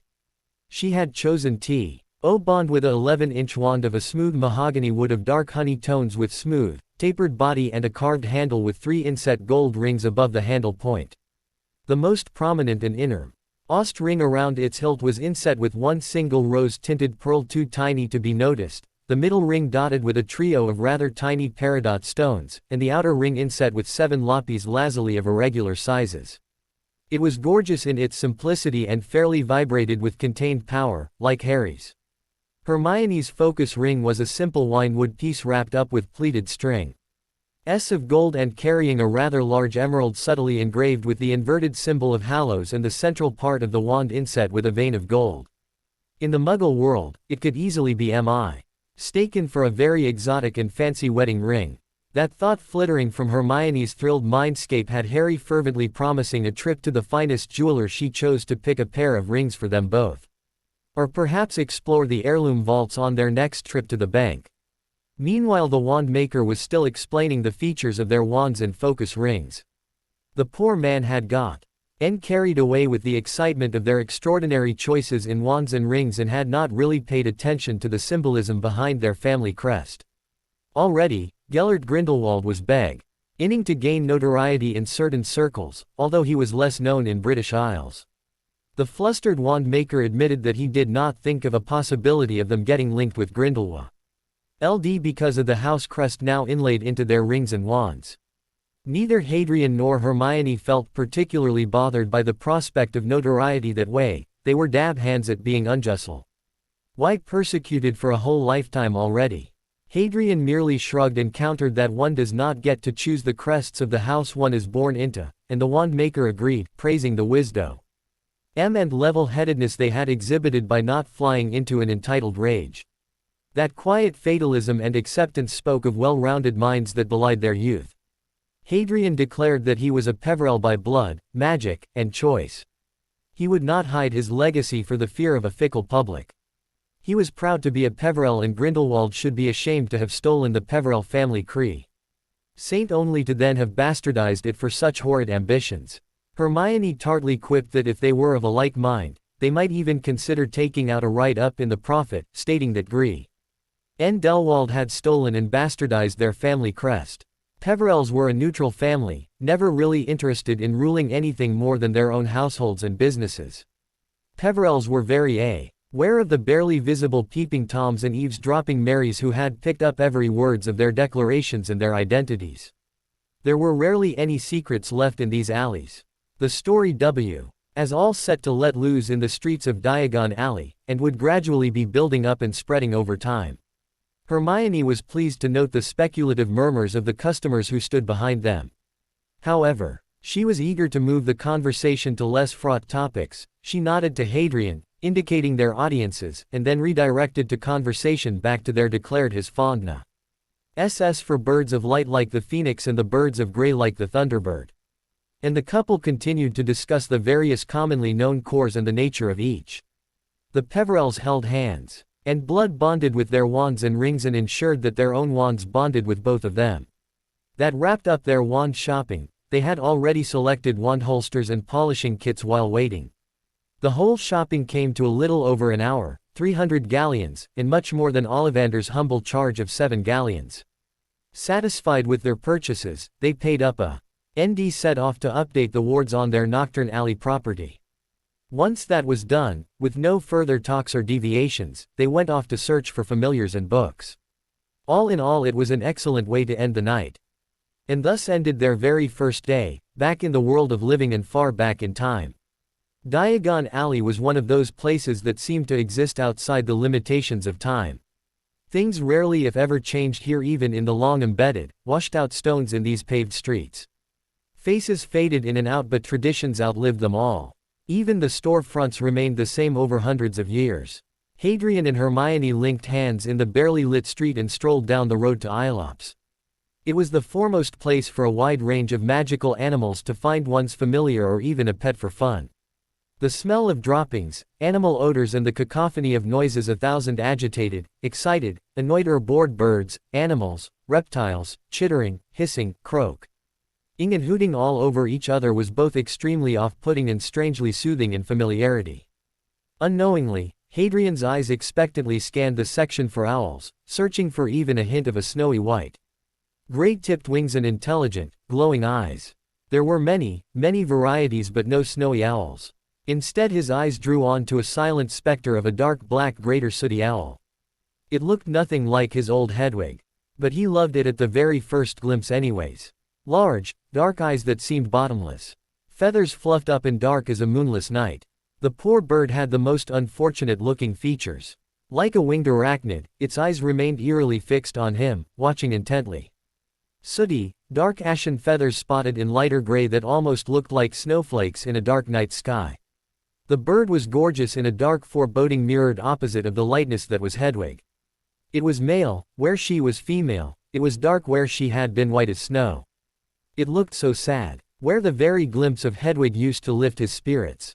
Maintaining eye contact, he slowly extended his hands, and in the blink of an eye, the dark bird straightened, spread its wings and in quick, powerful strokes swiftly landed on his wrist, delicately wrapping its talons to not even scratch the edge of his skin. Unfortunately, there was no answering tingle of magic to indicate a bonding of the familiars. But it was still a good moment. Maybe this was an owl destined to bond with Tom. He contemplated that idea, but conceded to himself that he had found a good companion for today. Even if the bird wasn't a familiar yet. He gently transferred the great bird to his shoulders and went deeper into the store, searching for his Myone. He found her at the very back, looking disappointed. He could easily guess that she hadn't found her Crookshanks either. He gave her a one-armed hug and introduced the new owl now comfortably settled on his shoulders. He instructed Dobby to stock up on owl treats, and invest in crest plates for each of their owls, and bring them to Hadrian later, in the Lord's study. He planned to put in protection runes for each of them. They paid for the owl and treats and sent Dobby ahead and took to Fortescue's for a sundae and then explore the bookstore for a bit. They intended to be seen, and soon enough, recognized and accepted. Although they did not meet anyone familiar either in name of appearance, they received a lot of curious looks. But so far, almost no one had approached them. There was a subtle undercurrent of disquiet in the streets. They knew that the global wizarding war was still a few years away, and yet that strain of darkness was already infiltrating their streets. It was apparent in the emptiness of the streets in the dark. The nervous energy that thrummed through the very pavement and the renewed interest in defensive magics indicated in the ware displayed in nearly every shop. The duo contemplated on their planned order of actions. There was much to achieve before they could protect British Wizarding Isles from the impending war. Neither had any clear idea how deeply they should get involved in the conflict. Hadrian had been joking when he mentioned declaring a feud over the stolen family crest. All they knew was that, unlike Dumbledore, they wouldn't wait too long to tackle Grindelwald and reclaim their crest publicly. They needed to exert influence in the ICW, and the Wizengamot as well, and defeating a Dark Lord fit the bill for entry into those hallowed circles with a big bang, rather nicely. But today was just the very first day, and they would find satisfaction in simply relishing the fact that they were alive and no longer being hunted. For tonight, they'd simply link arms and explore Tea Alley and what little shops remained open, before popping over to the Muggle side and catch an opera or something. It would be a fun distraction. For tonight, it would be enough. The next 6 days passed by in a blur of frenetic activity and ticking of Hermione and Dobby's renowned checklists. They had already visited the Wizarding Child Services to follow up on procedures for taking on a magical ward, legally. While exiting the WCS office, they had bumped into Cousin Charles and had introduced themselves. It had wrangled them a dinner invitation. Hadrian was eager to join. In the earlier timeline, He had known practically nothing about his family. They had reached the atrium chatting amiably, young Lord Arcturus Black and his enchanting sisters Doria and Cassiopeia, who had joined the party. As they reached the flow chains, Dumbledore had exited the flow directly in front of them. It had been a shock to see the man so young, with enough red in his hair to set off the white. They had nodded at each other. One set grimacing in distaste and the teacher frowning in puzzled introspection, not recognizing the youngsters. A discussion on the older man had quickly turned into a bitching session. Apparently none present had really liked or trusted the man who had taught them transfiguration and defense, given his tendency to scan minds without permission, take ungranted familiarity, and always talk in vague circles and empty platitudes. Dumbledore never learnt to entirely hide his flippant invasion of privacy of others, his open disrespect of wizarding traditions, his blatant bias towards Gryffindor House, or his deep, irrational distrust of the Slytherins, and his complete dismissal of students who aligned with Ravenclaw and Hufflepuff houses irritated them all. The Blacks were all Slytherins.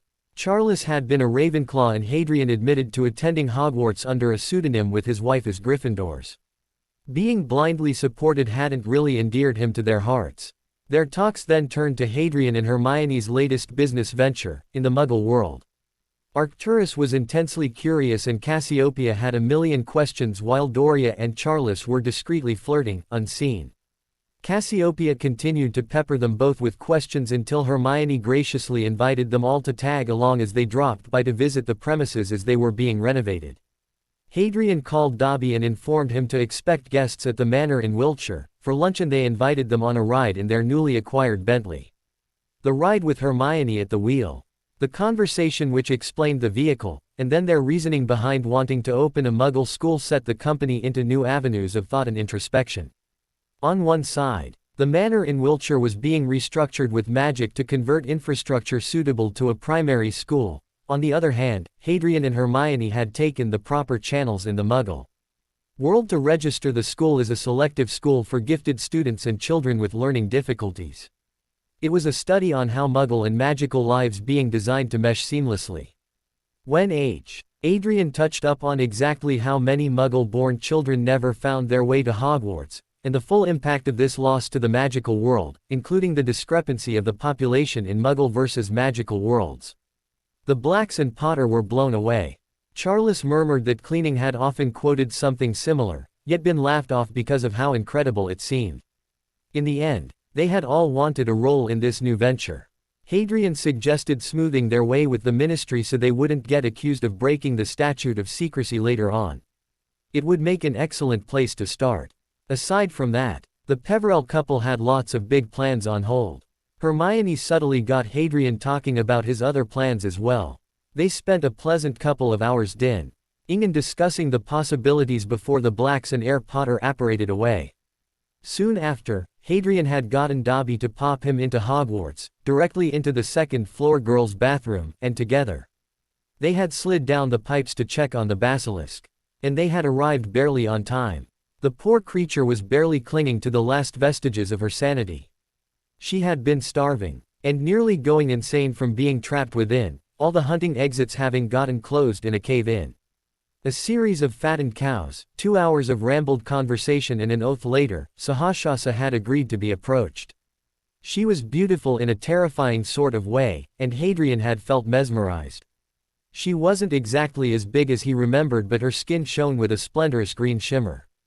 The contrast between a mindless, hungry beast and a magnificent, sentient queen of serpents was astounding. But the biggest shock came when he reached out to pet her, a big thrum of magical vibrations ran through them both as Sahasrasa bonded to him. Now he could feel her the same way he could feel Hermione inside his mind. This was an unexpected complication. It meant that he would have to take her home with him. He could hardly leave his familiar behind. After a brief discussion, she agreed to be resized, transfigured and portkeyed into the Peverell Keep. He would introduce her to all the beings sharing their keep in a day or two, but already his schedule was packed too full. Sahasrasa gladly agreed to stay shrunk in a terrarium Hadrian conjured until he was ready to release her into the grounds. He advised her to keep her eyes shielded at all times unless he warned her of impending danger. He also intended to approach the centaurs in the Forbidden Forest and reinforce a bond of allegiance. He hoped that Magician would provide an introduction to his father.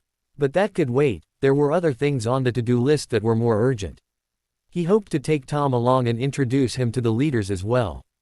But neither Hermione nor Dobby had been all that keen on supplying Tom with allies before his own allegiance was secured on the right side of reason and common sense. Hermione wasn't all that sure of that course of action because she wasn't sure how a child born of a love potion would turn out. But both of them were equally determined to do their best by him. But that wasn't their first challenge. They had to bring their lost boy home, first.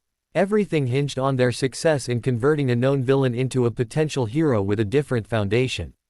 It was a long game, Hermione mused.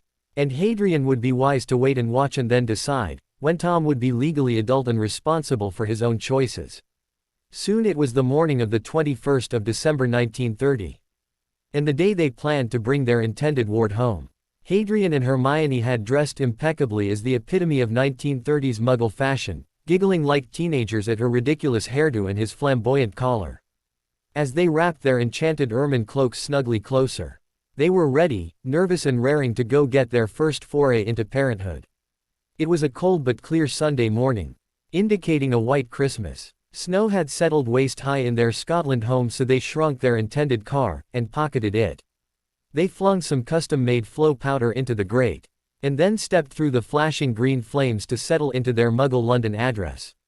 Dobby joined them, illusioned as a liveried butler, chauffeur, and they took off to town, this time a glamoured Dobby in his spiffy human chauffeur outfit, driving and Hermione pouting at the lost chance. Hermione carried her moleskin purse with a shimmering pearl-meshed exterior, holding their ident. ITY papers as well as adoption papers with ministry seal. They intended to get Tom out of Wool's orphanage by the end of the day, even if it meant a few subtle and well-placed confounding charms or obliviators. They could barely contain their excitement, but the effervescence lasted only until they laid eyes on the property. It was a sorry-looking building on a sorrier-looking street, run down, dilapidated, crumbling at the edges. And just begging for donations from the looks of it.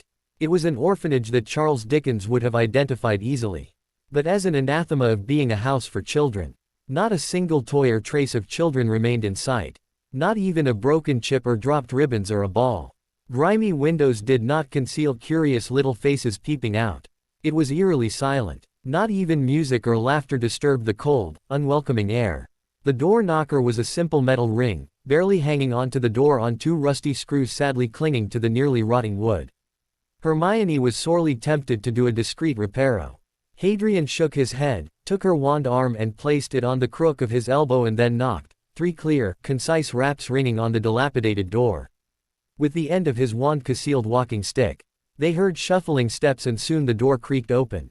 A short dumpy woman, who strongly resembled Umbridge, stood gruesomely at the door, blinking at them owlishly. Yes. Even her sound was similar, childish, high-pitched, and ridiculously out of place on her dowdy frame. Idly they wondered if the two were related. Their temperament seemed to match. Hadrian thought snarkily, discreetly rubbing at the phantom pains from a blood quill a lifetime ago. Is this the Wool's orphanage? The woman simply nodded, not moving an inch or saying a word. Hermione continued. A soft, restrained smile, her upper crest diction and elegantly rigid posture indicating good fortune coming their way. We were recommended this place by the ministry as one of the orphanages in the list. We're looking to adopt and this is the 4th place we've gone through. May we enter? It seems unseemly to discuss such a grave topic at the doorstep.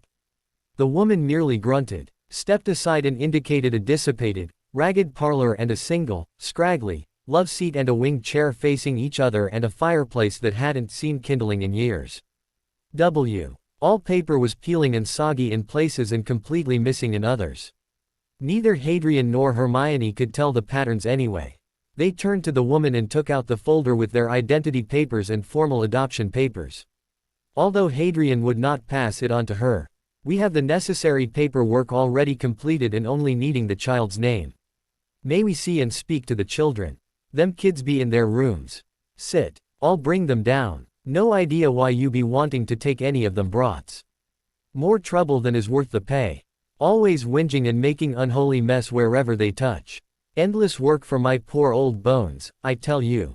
Her voice faded as she closed the parlor door behind her and went off to fetch the kids. Hermione did a quick scrugify on the raw TTY cedar and the witch and wizard settled down to wait. Hadrian passed the file to Dobby to hold. Dobby was playing up the role of the majordomo to full form, standing to attention. No one would guess he was barely human. With his impeccable mien as a butler. No one said a word as they waited. Hermione's nervousness filtered through, her hands clutching at his own in a punishing grip. He patted her gingerly and began rubbing soothing circles along her back, calming her down. Soon a clatter of footsteps preceded the door banging open and 17 children of varying ages lined up, even a girl as young as 2. Unkempt and barely presentable, young Tom Riddle, cute as a button but with a split lip and swollen, bruised left cheek stood at the very back, barely noticeable. Even battered and bruised, the little one had straightened his shirt and finger-combed his hair and stood straight and proud. His blue eyes hadn't yet taken on a calculating glint, instead there was defiance mingled with hope there. Hadrian sat back observing, while Hermione engaged each child in conversation, circling her way towards Tom. When his turn came, he stepped forward and extended his hand, and spoke clearly but far too softly, "I'm Tom Riddle. I turned 4 in a week." He was adorable, even when he didn't offer a smile. Hadrian straightened and met his eyes squarely, and shook his hand solemnly. "Hello Tom, I'm Hadrian Peverell. And this is my wife, Hermione. Tell me, how did you get hurt?" "Freaks get pounded. Mrs. Cole says I mustn't complain. I am always doing odd, unnatural things, and I need extra reminding not to do it. A few noggin no hurt none. It's the way of life." He shrugged but then cowered at Hermione's gasp of outrage. The little boy's sweet lisp seemed incongruous with how much of an effort he was putting into speaking properly. Hermione turned to Hadrian, who had already noted the fact that no other child, dirty or messy, had been bruised as badly as Tom seemed to be. These bruises and the child's stoic acceptance of them told its own story. Hadrian's eyes snapped to the woman now cringing in the doorway. He struggled to rein his swirling magic in. Green eyes glinted dangerously. As he stood to his full height, cold outrage radiating in waves. He glared at the now flushed matron as he snarled softly, "We wanted to support and provide for the children with sponsorships, not just take one child home." His voice was hard enough to cut through the matron's careless apathy. "But what we see here is tantamount to flesh market. We cannot see ourselves supporting anyone. Who can stand to watch a child bullied or encourage any little one to learn how to hurt the others? You shall be hearing from the authorities soon, madam. However, Tom," his voice softened considerably as he turned his attention to the beautiful child looking up at him in unhidden astonishment. "Would you like to come home with us and be our little boy?" He nodded rapidly, blinking hard to stop limpid tears from dripping out of his widened blue eyes. Hermione opened her arms wide, and Tom hesitated barely a second before running into her embrace. Hadrian felt a solemn peace settle into his spirit. Here was a big hint that he was making the right choice indeed. Magic herself approved, he felt the rightness of it in his very core. He fondly ruffled the little one's dark brown locks and then gestured to Dobby, who swiftly produced the papers. Hadrian beckoned to Mrs. Cole, his hardened glare drowning all her protests more effectively than any subtly laid compulsions would. Meanwhile, Hermione was already ushering Tom out the door from the dreary place, chatting cheerfully to settle his excited and agitated little mind. Hadrian remembered his own ratty blue baby blanket and a few broken toy soldiers. He called out to the exiting duo and softly asked Tom if there was anything he could like to bring with him, from his room.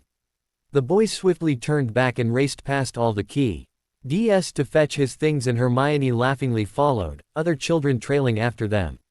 Hadrian, Dobby standing like a menacing statue right behind him, stood stiffly for a minute even as Mrs. Cole stood mutely fidgeting once she had finished signing off on the guardianship and adoption certificates and documents.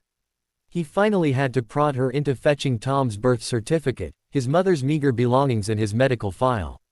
He was determined to leave no trace for Dumbledore or his lackeys and their sticky fingers and curious noses. Tom belonged with them. By the time he would be ready for Hogwarts, his personal history would have become insignificant and forgotten, or at the very least, beyond Dumbledore's ability to twist. By then Tom had entered the room again, holding Hermione's hand tightly. A faded blue tartan cloth laced through their intertwined fingers, his face shining with his sheer relief and joy. Hermione, on the other hand, looked barely restraining herself from murdering someone on the spot. Preferably Mrs. Cole. Dobby collected the papers from Mrs. Cole, took a ragged-looking, rather tiny, knotted sheet of belongings from Hermione and slipped ahead. Hermione gathered little Tom in her arms and sniffed haughtily at the dowdy woman, almost channeling their memories of Narcissa Malfoy, and march out.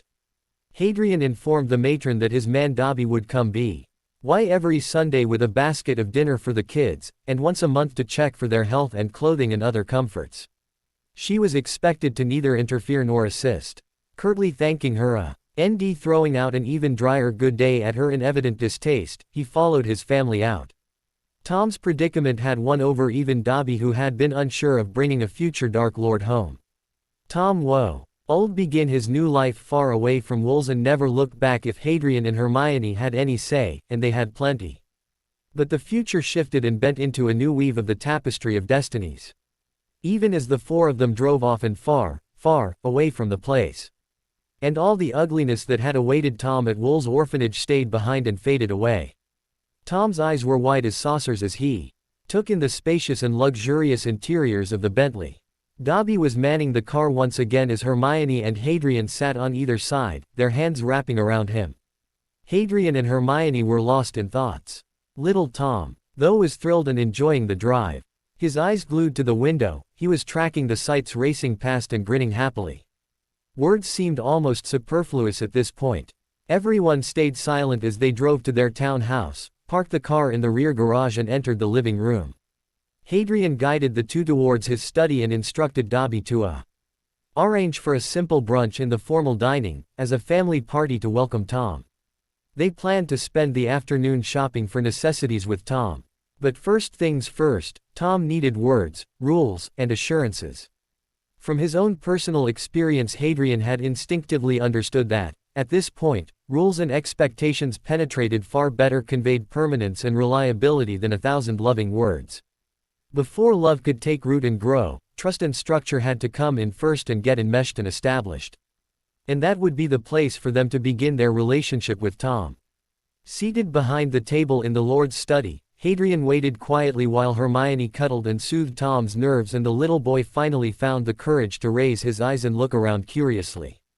When their eyes met, Hadrian smiled softly and cleared his throat.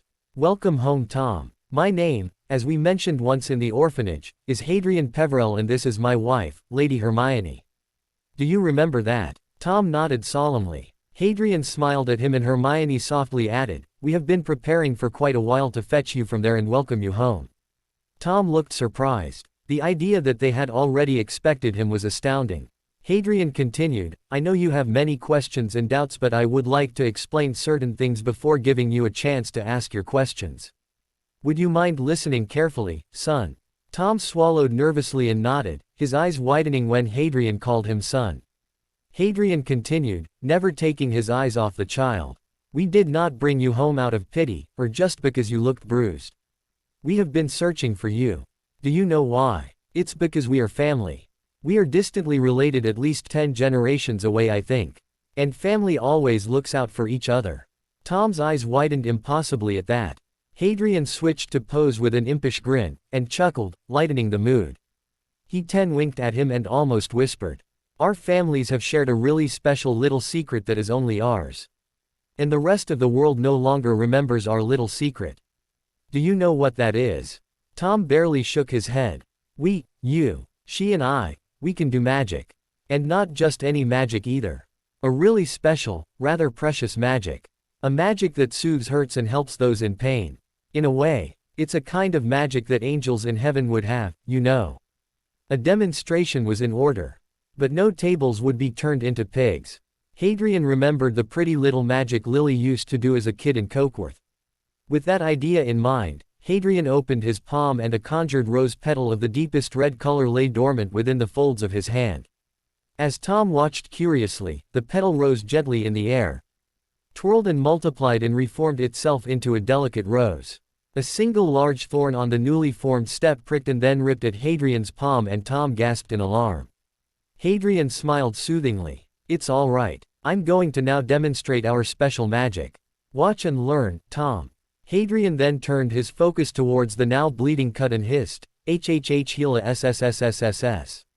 Ooh, and Tom watched in avid fascination, gasping loudly when the blood vanished and the skin knit together and smoothened. It looked barely disturbed and smooth, pink and healthy. Not even a hint of the earlier bruise remained. Wow, you simply told your hand to heal and soothe and it did. Wow, Tom barely whispered, his hands cupped over his lips. Hadrian beckoned Tom over and gently placed him in his lap and embraced the excited little boy. This would be the most important lesson Hadrian could ever impart to this precious child. I spoke a magical language when I did the magic, darling. And you understood. Right here is proof that you belong with us. We share that same kind of magic. This is something not even other magical folks have, this ability to communicate in a special, truly magical language. And we are given this special gift for a purpose. Hadrian paused to let that message float a bit and then sink in. Looking at little Tom, in his beautiful blue eyes, he explained himself. I use this special magic to help people in pain. I'm what's known among magic folk as a healer, as is Hermione. Like doctors. And it gives us an incomparable happiness when we help someone. No wealth or things can make us feel that happy. It's the beauty of that special magic. Hermione tapped his nose playfully and butted in, and when we discovered the such vibrant magical vibes the loveliest little magical boy in that orphanage, we absolutely knew you were ours to bring home. From now on, we would like to be your family, as you would be ours to love and cherish and play with. If you wish, you can call us Mum and Dad. We'd love you no matter what you'd call us, okay? The little guy only stared. It worried them, this lack of reaction, but they smiled expectantly, and waited for him to respond. Hadrian and Hermione had discussed this at length and studied psychology of stress and trauma a bit before taking on this Herculean task. They knew only too well and from Purr's own experience that trust was not instantaneous but built over years, deed by deed by deed. But they had to begin somewhere, so they had chosen to begin with words. He finally nodded briefly, turning his eyes downwards to hide his tears. Anyway, we have researched the family tree extensively, Hermione continued where he'd left off. Gesturing to the tapestry hanging in the wall by their left, she gathered the little one into her arms. And carried him over to examine the tapestry up close. Your mommy went to heaven after she gave life to you. Look at that. Ooh, she was pretty, like you are. Her name is right there. Can you read it? Merope. Merope Gaunt. What a lovely name. And your name branches off from her, see. Tom curiously followed the trail of her fingers moving over the tapestry. And see where it connects to Hadrian and me. Here is proof that you belong with us. Of all these people who lived before our time, we are the only ones left in this family. She watched the child fingering the trail she pointed out and then gently caress Hadrian's face. She had to smile at how easy it was to fall in love with her man. We want you to tell us whatever you need, whenever you need, no matter day or night. Nothing is too small or too much. All we need is a loving angel boy, who tells the truth, heals and cares and loves. A sweet child who laughs and plays and has loads of good, kind fun. Think you can do that? Sweetie. She planted a soft, brief kiss on his puckered forehead as she asked. Tom seemed to ponder the request silently. He had no immediate answer to offer them. He kept switching his attention between the tapestry and Hadrian. Finally, in a hesitant, soft voice, eyes lowered, he whispered, "What if I'm bad like Mrs. Cole says? A real demon child? Will I have to go back there?" Hermione's eyes swam with anguish and pity. She looked at Hadrian, helplessly. Hadrian returned to the desk, plopping the clearly worried child on the desk, facing him and gently cupped his cheeks, nudging him to face his new father. "Shall I tell you a little story? It's my story. It's a big secret. A family secret. A family secret means that no one outside of our family should ever know. I'll teach you how to protect our secrets too, just like you Mum and I do." Tom nodded, chewing his lower lip anxiously. "So, my story. No one in our world really know this. But I'm an orphan too. I don't really remember my parents. They died when I was a baby too. I grew up with a foster family who didn't particularly like me. They thought I was a freak, a demon child. Huh." He exhaled deeply, shaking off the horrid memories. "There was never enough to eat or a safe, cleaner, comfortable place to sleep. The few clothes I had were rags. That family, all of them, kept telling me what an abomination I was and how much they suffered to feed and house me. Hunger and thirst was so constant, even now, I still can't entirely eat very much. A shudder ran through his body and he deliberately looked away, willing his pains to fade into the background.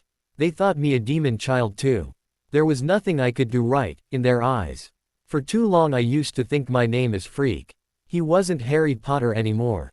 He willed himself to remember that he was now Hadrian Peverell, safe and not hunted anymore. That's my secret, son. A past like yours. Let our pasts be our family secret. Only us three need know, huh?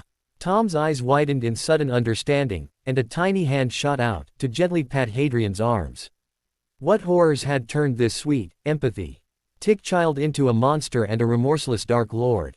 He desperately hoped to nurture this sweetness and keep his goodness intact. His anger towards the hubris of men like Dumbledore rose exponentially. He could sense Hermione's vehement agreement. Hadrian sighed and turned his attention back to his family with a sad smile. And then the story gets better. I got my own miracle. I met your mum here when I was a little kid. She told me I was brave and kind and a great friend. She told me there was more to life than books and cleverness and magic. It amazed me how differently she saw me.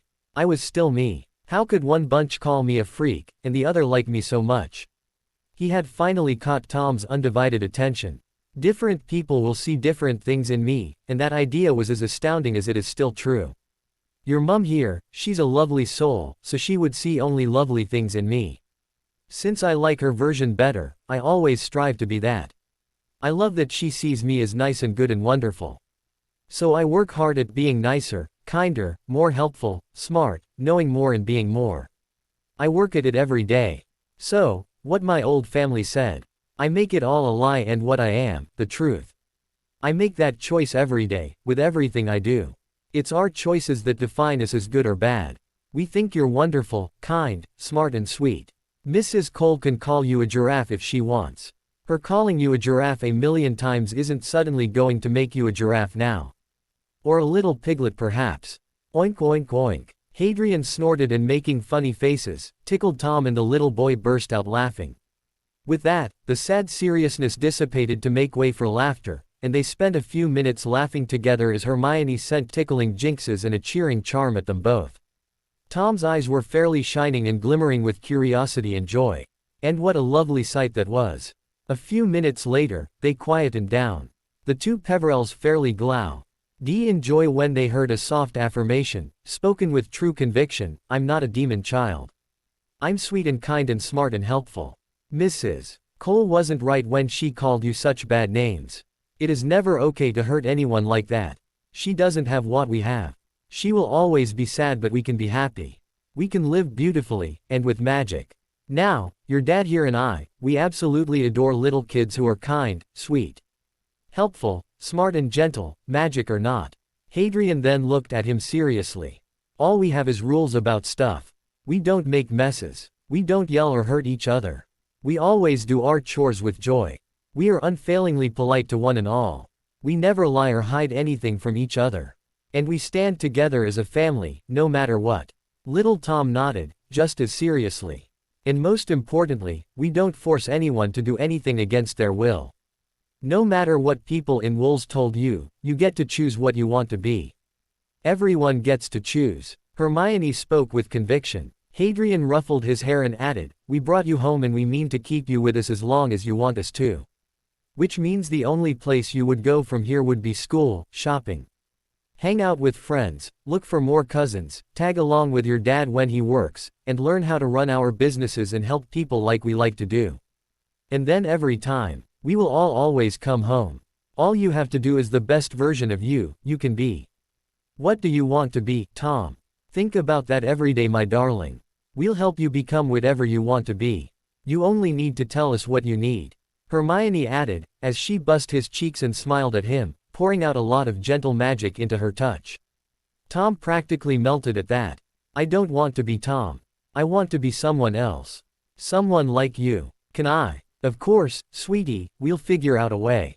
We have magic, and lots of paperwork to make that happen.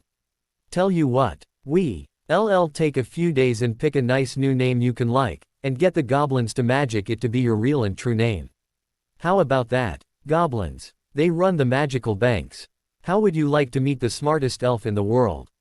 Elf. Oh, yeah, they're the absolute best. Dobby is my best friend ever. Here, let's introduce you. Dobby. Dobby, in his elfin appearance, popped in, took the little boy's hand and led him into the dining, chatting about all the wonderful things they could shop for, magical animals and amazing dragons. Tom was officially hooked. Conversation flowed as the family shifted to the dining and pulled all stops to thrill the little one at the grandeur and wonder of a simple, loving mealtime in the hearth of a magical family embrace and soothe all four bruised souls. With a lot of persuasion, Dobby had begun to join them in the private meals, but today was for two satisfied wizards and a happy witch. In the afternoon, Tom was given a quick tour of the residence and shown his room. The promise of having the exact same layout in all their other residential properties meant stability and safety that the little Tom had yearned and dreamed and wished up on a few shooting stars, for in his young mind could barely wrap itself around the concept of dreams coming true. Already, his slightly pinched look had relaxed and smoothed out into glints of happy mischief. Having witnessed the cold and calculating mask in Dumbledore's pensieve, this shift was rather noticeable to Hadrian and eased much of his concerns and worries. He hugged Hermione and they walked in a partial embrace, fondly watching as Tom slowly emerged out of his shell and began to skip ahead, engaging in a million questions a minute, Hermione patiently answering them one by one. Then, the three went shopping in Muggle London for clothes, shoes, stationery supplies, more toys as a treat, a haircut, and a lovely treat of low tea, with fresh, clotted cream, scones and the works. While they had sat with tea and warm cider, Tom, an elderly couple, had come up to compliment them on their lovely family. Hadrian had noticed the joy of being included without even a doubt, even by strangers, and ruffled his hair, fondly grinning at him. It was already dark when they were done for the day. In the Muggle side, they headed out to Charing Cross. By the time they entered the leaky cauldron, little Tom was already drooping, utterly spent from an unexpectedly active day. Hadrian quickly swooped him up and Hermione hooked her arms through, and together, they passed the folding passageway and entered the Diagon Alley. Looking for all the world to be a beautiful family. Tom's sleepy eyes were wide with wonder and his head was whipping everywhere, taking everything in all at once, holding end to wakefulness and unwilling to miss even a single thing. Hadrian swiftly moved them through the throng of Yuletide shoppers and entered the Gringotts, quickly approaching a free teller. A swift few words later they were all quickly ushered into a plush office, and settled down to wait for Sharptooth. Tom was already fast asleep in Hadrian's lap, but his hands were tightly wrapped around Hermione's ermine cloak. Hadrian and Hermione were aware that Tom would not be exactly able to consent, but they needed to protect his identity and past. They intended to infiltrate British wizarding community as pure bloods of impeccable pedigree in order to change the system from within. Their brief interactions with the Blacks and Potter was only a stepping stone. The Gaunt inheritance needed to be locked in, privatized, and protected. Slither and Locket needed to be recovered from Borgin and Burkes or Hepzibah Smith. But that wasn't so urgent and could easily wait. Tom and securing his identity was a more urgent item on their to-do list. He needed to go through a partial blood adoption with multiple blood samples, and then finally Hermione's to ensure blood family magics and alter his appearance enough to dissociate from the Muggle. Tom Riddle Sr. Before war begun full swing, they needed to acquire tutors and groom the little guy to make sure he would be secure and safe when it was finally his turn to go to Hogwarts.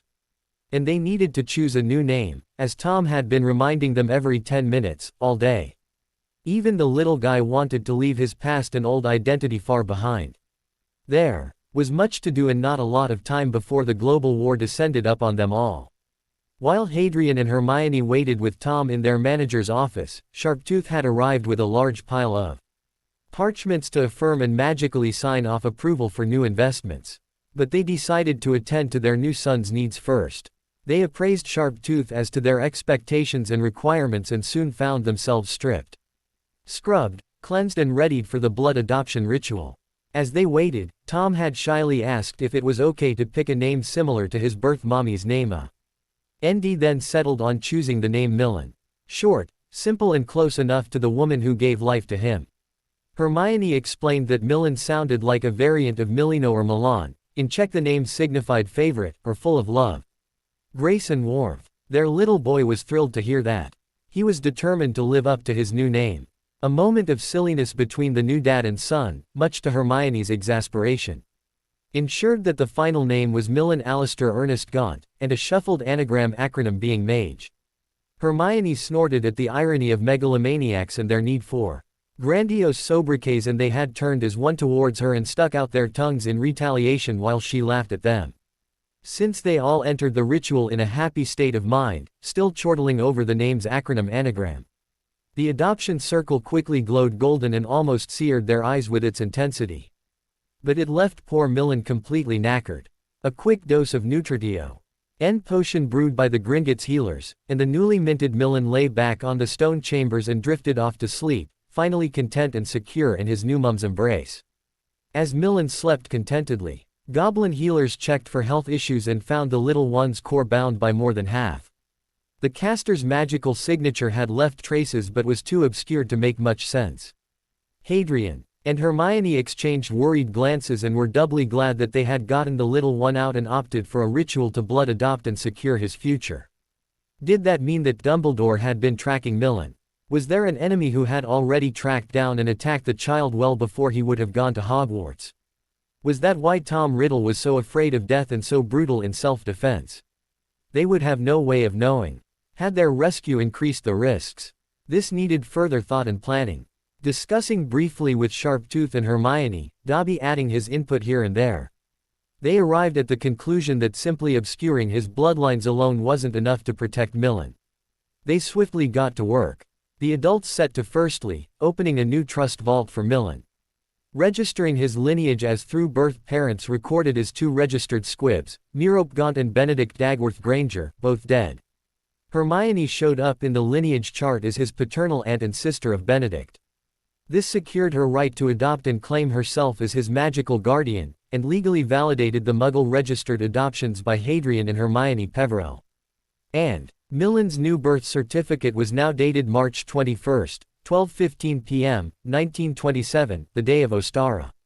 An auspicious new beginning. Any magical scan would reaffirm her right as the closest blood relative now. Shish. E made a mental note to request a copy of the Dagworth Granger family tapestry with these unexpected modifications so she could understand her own backstory. Dobby, anticipating her need, passed on T. He requirement to Sharptooth while the family remained occupied with the rituals. Incidentally, since Gounts were higher on the social hierarchy than Dagworth Granger, and Millen being the last of Gounts, Millen would be heir Gaunt in the magical world and young Mr. Gaunt Dagworth Granger Peverell in the Muggle world. Even Sharptooth agreed that it was a fine, noble name for a fine, noble young wizard. But the old goblin had insisted that Hadrian not participate in the blood adoption ritual. The Peverell legacy was for true-born Peverells and Hadrian and Hermione's firstborn child. The child aft, R that would inherit the Dagworth Granger legacy, by the virtue of magical social hierarchy. Frankly, she was tired of what big mouthfuls the names were getting to be, honestly. Silly pure bloods, and their megalomania even made simple things like surnames ever so complicated. Next on the list of agendas was to hide his past identity. His past as Tom Marvolo Riddle Jr. also had to be buried far too deep so that Dumbledore would never connect Millen Gaunt to that orphan child. The blood rituals had helped alter his physique somewhat and connect him more firmly to Hermione with their mahogany lock and brilliant blue eyes and now swarthier skin tone. But even so, there was a big parchment trail for any determined and curious witch or wizard to follow. So the very fact that such a little boy was born, adopted and undergone any ritual or name change had to be eliminated. Sharptooth systematically erased all traces of the adoption rituals and the parchment trails for fund transfers that occurred until then. Only copies of the same were locked into a strongbox and set aside to be put away with a Fidelis stone, in the Gaunt vaults after casting the charm to obscure the truth. It took a lot of hours of playing around with the right phrasing, but they finally arrived at a Fidelis for that. The secret had to be phrased just right, to include all pertinent information and hide everything they wanted to hide, leaving no loose ends behind. Tom Marvolo Riddle, born the 31st of December 1926, at Wool's orphanage, the last of the Gounts and Merope's only son with Muggle Thomas Riddle of Little Hangleton. Was blood adopted by Hermione Peverell on the 21st of December 1930, and his name was changed, was crafted, written with a blood quill, and Dobby became the secret keeper for this little nugget of information as well. Apart from Hadrian and Hermione, no one else saw the only note ever written on this, and the Fidelis Ward stone was then buried deep under a large pile of galleons in the newly set up Gaunt Trust vault. By the end of the process, even Sharptooth had forgotten that Millen Gaunt had been anybody else. The couple watched the sleeping boy as the information was erased from his little mind as well. They could only hope, as parents around the world did, with life-defining decisions, that they were doing the right thing. So far, what they had seen of the child had proven that he wasn't actually a born psychopath incapable of love, as Dumbledore had often professed. Hermione snorted at that thought and snarled that the old codger had probably been projecting his own fallacies on the other. She had long since lost any and all respect for her one-time hero and would struggle not to sock him one, whenever they met next. Following Hermione's train of thought, Hadrian had to wonder if the crazy old man was attempting to create another Obscurial, first in Ariana, then Credence, then Tom, and then even Harry and Neville. That felt like a crazy conspiracy theory, but Hadrian could not entirely dismiss the idea out of hand. That reminded him to refresh a mental note to reach out to the Potters and secure an alliance at the earliest possible time. For now, Millen was out of the old man's reach and had two strong, powerful and vigilant parents to keep him safe and untampered. Was it ever enough, though? He shuddered visibly and shook off all morbid thoughts and set his focus firmly on the future. As of this moment, the most prominent names that would emerge at the end of the global war were yet unencumbered. There was time aplenty to develop and cultivate liaisons. But politics was a costly business that surely ate into any and all assets if one wasn't careful. So, first, they had to secure their investments and assets. The next business to attend to with Sharptooth had been their change of investments pattern. They hadn't completely attended to that the last time they had been to the bank. So Hadrian examined the new proposals and also approved investments branching out to buy majority shares in a few flagging businesses based out of the Diagon Alley. The Daily Prophet and its associated publications were first in the list. Sharptooth rushed that deal through.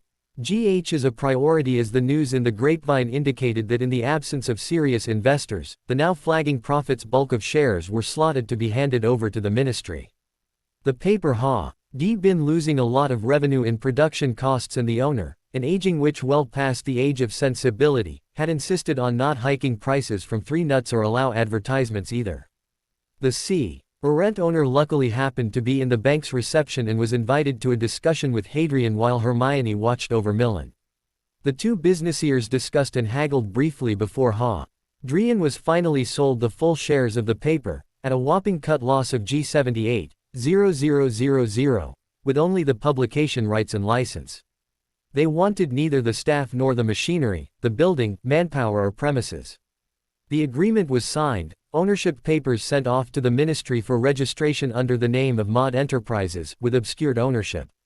As a last huzzah, they requested Lady to publish an announcement regarding ownership and name change for the paper and a brief break for a new less week before the paper revamped and revived.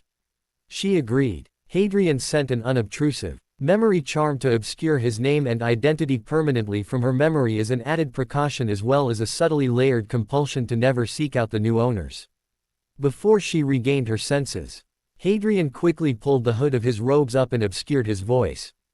Then a happy, richer, far less curious lady went off to set the last publication of the Prophet to print and to announce the end of the Daily Prophet and the beginning of the Daily Herald.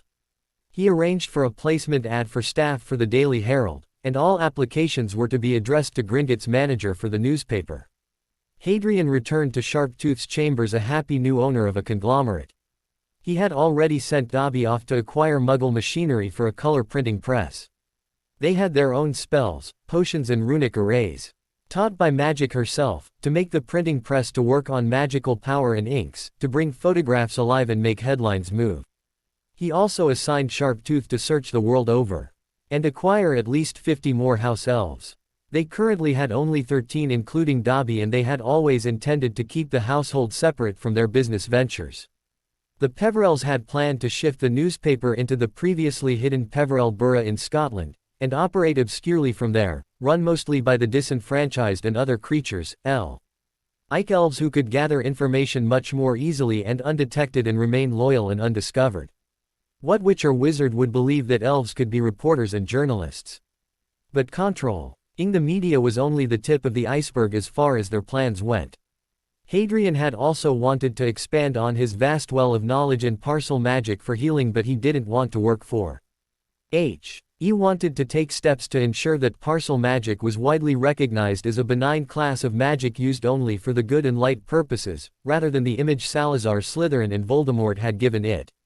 So, instead of seeking to approach and work as an expensive healer inaccessible for the masses, he had asked Sharptooth to look for a sufficiently large shop space in the junction between Diagon Alley and Nocturne Alley for a private clinic.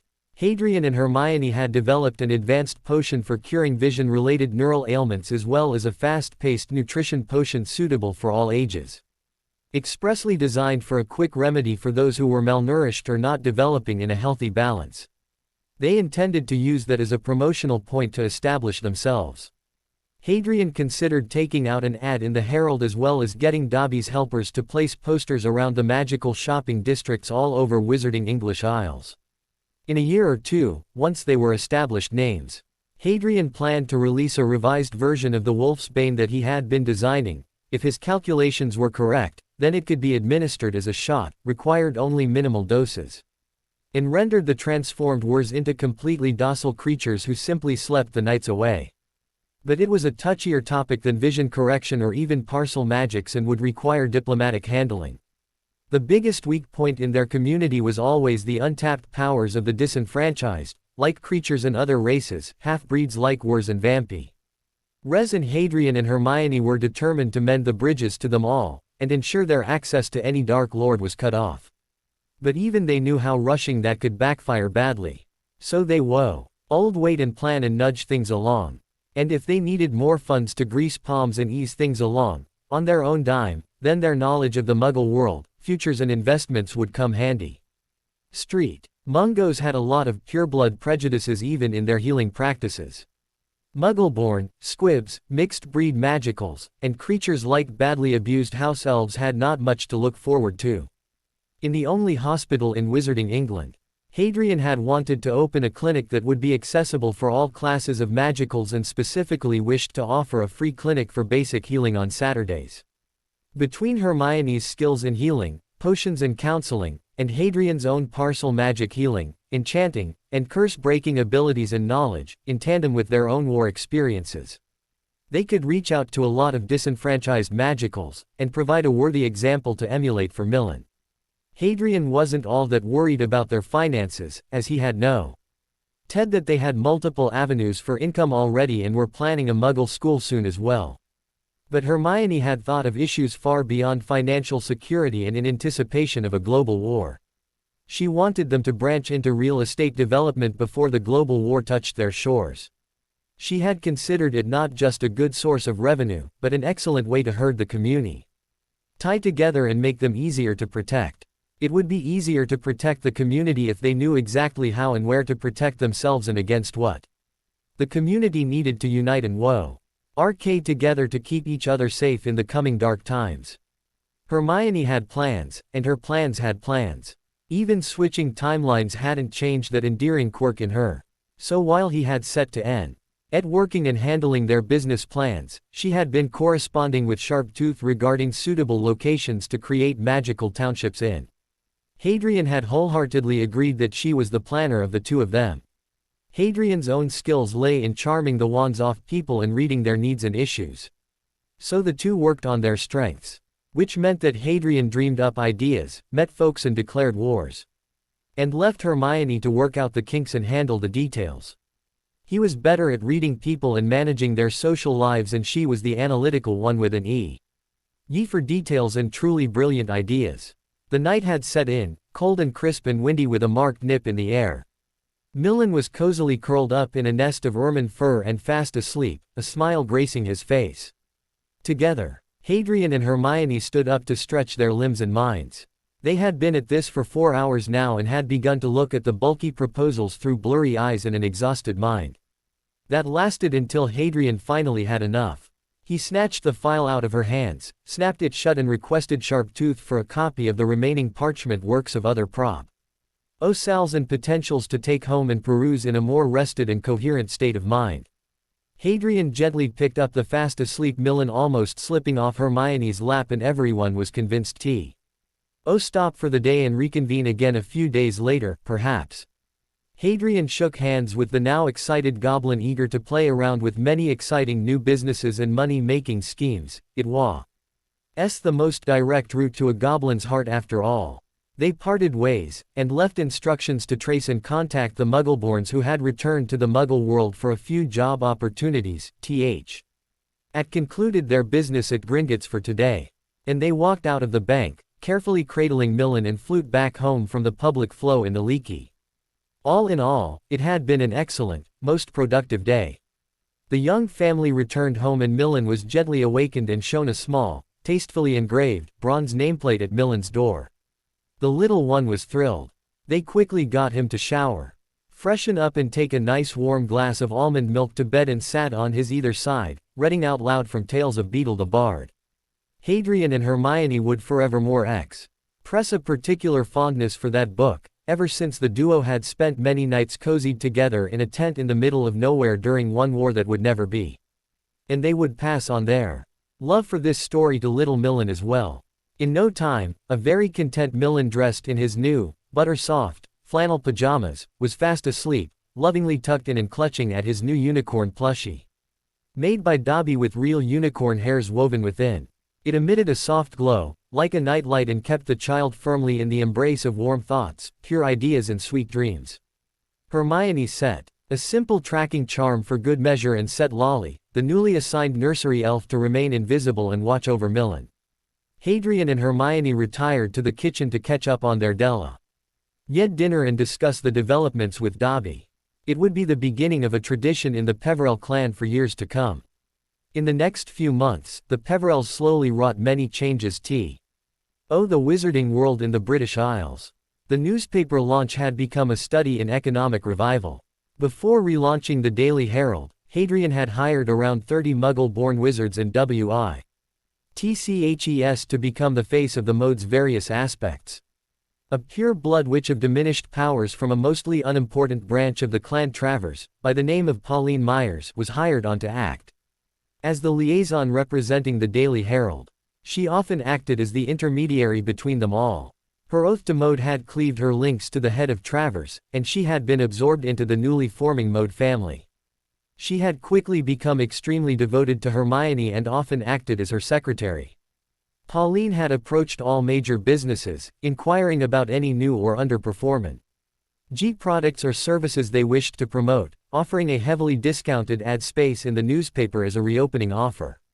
Many of them had taken it on. As a result, within a week of the profit shutting down, the Daily Herald had taken the market by storm with its extraordinarily thin paper, vivid colors and lively prints, and the range of content.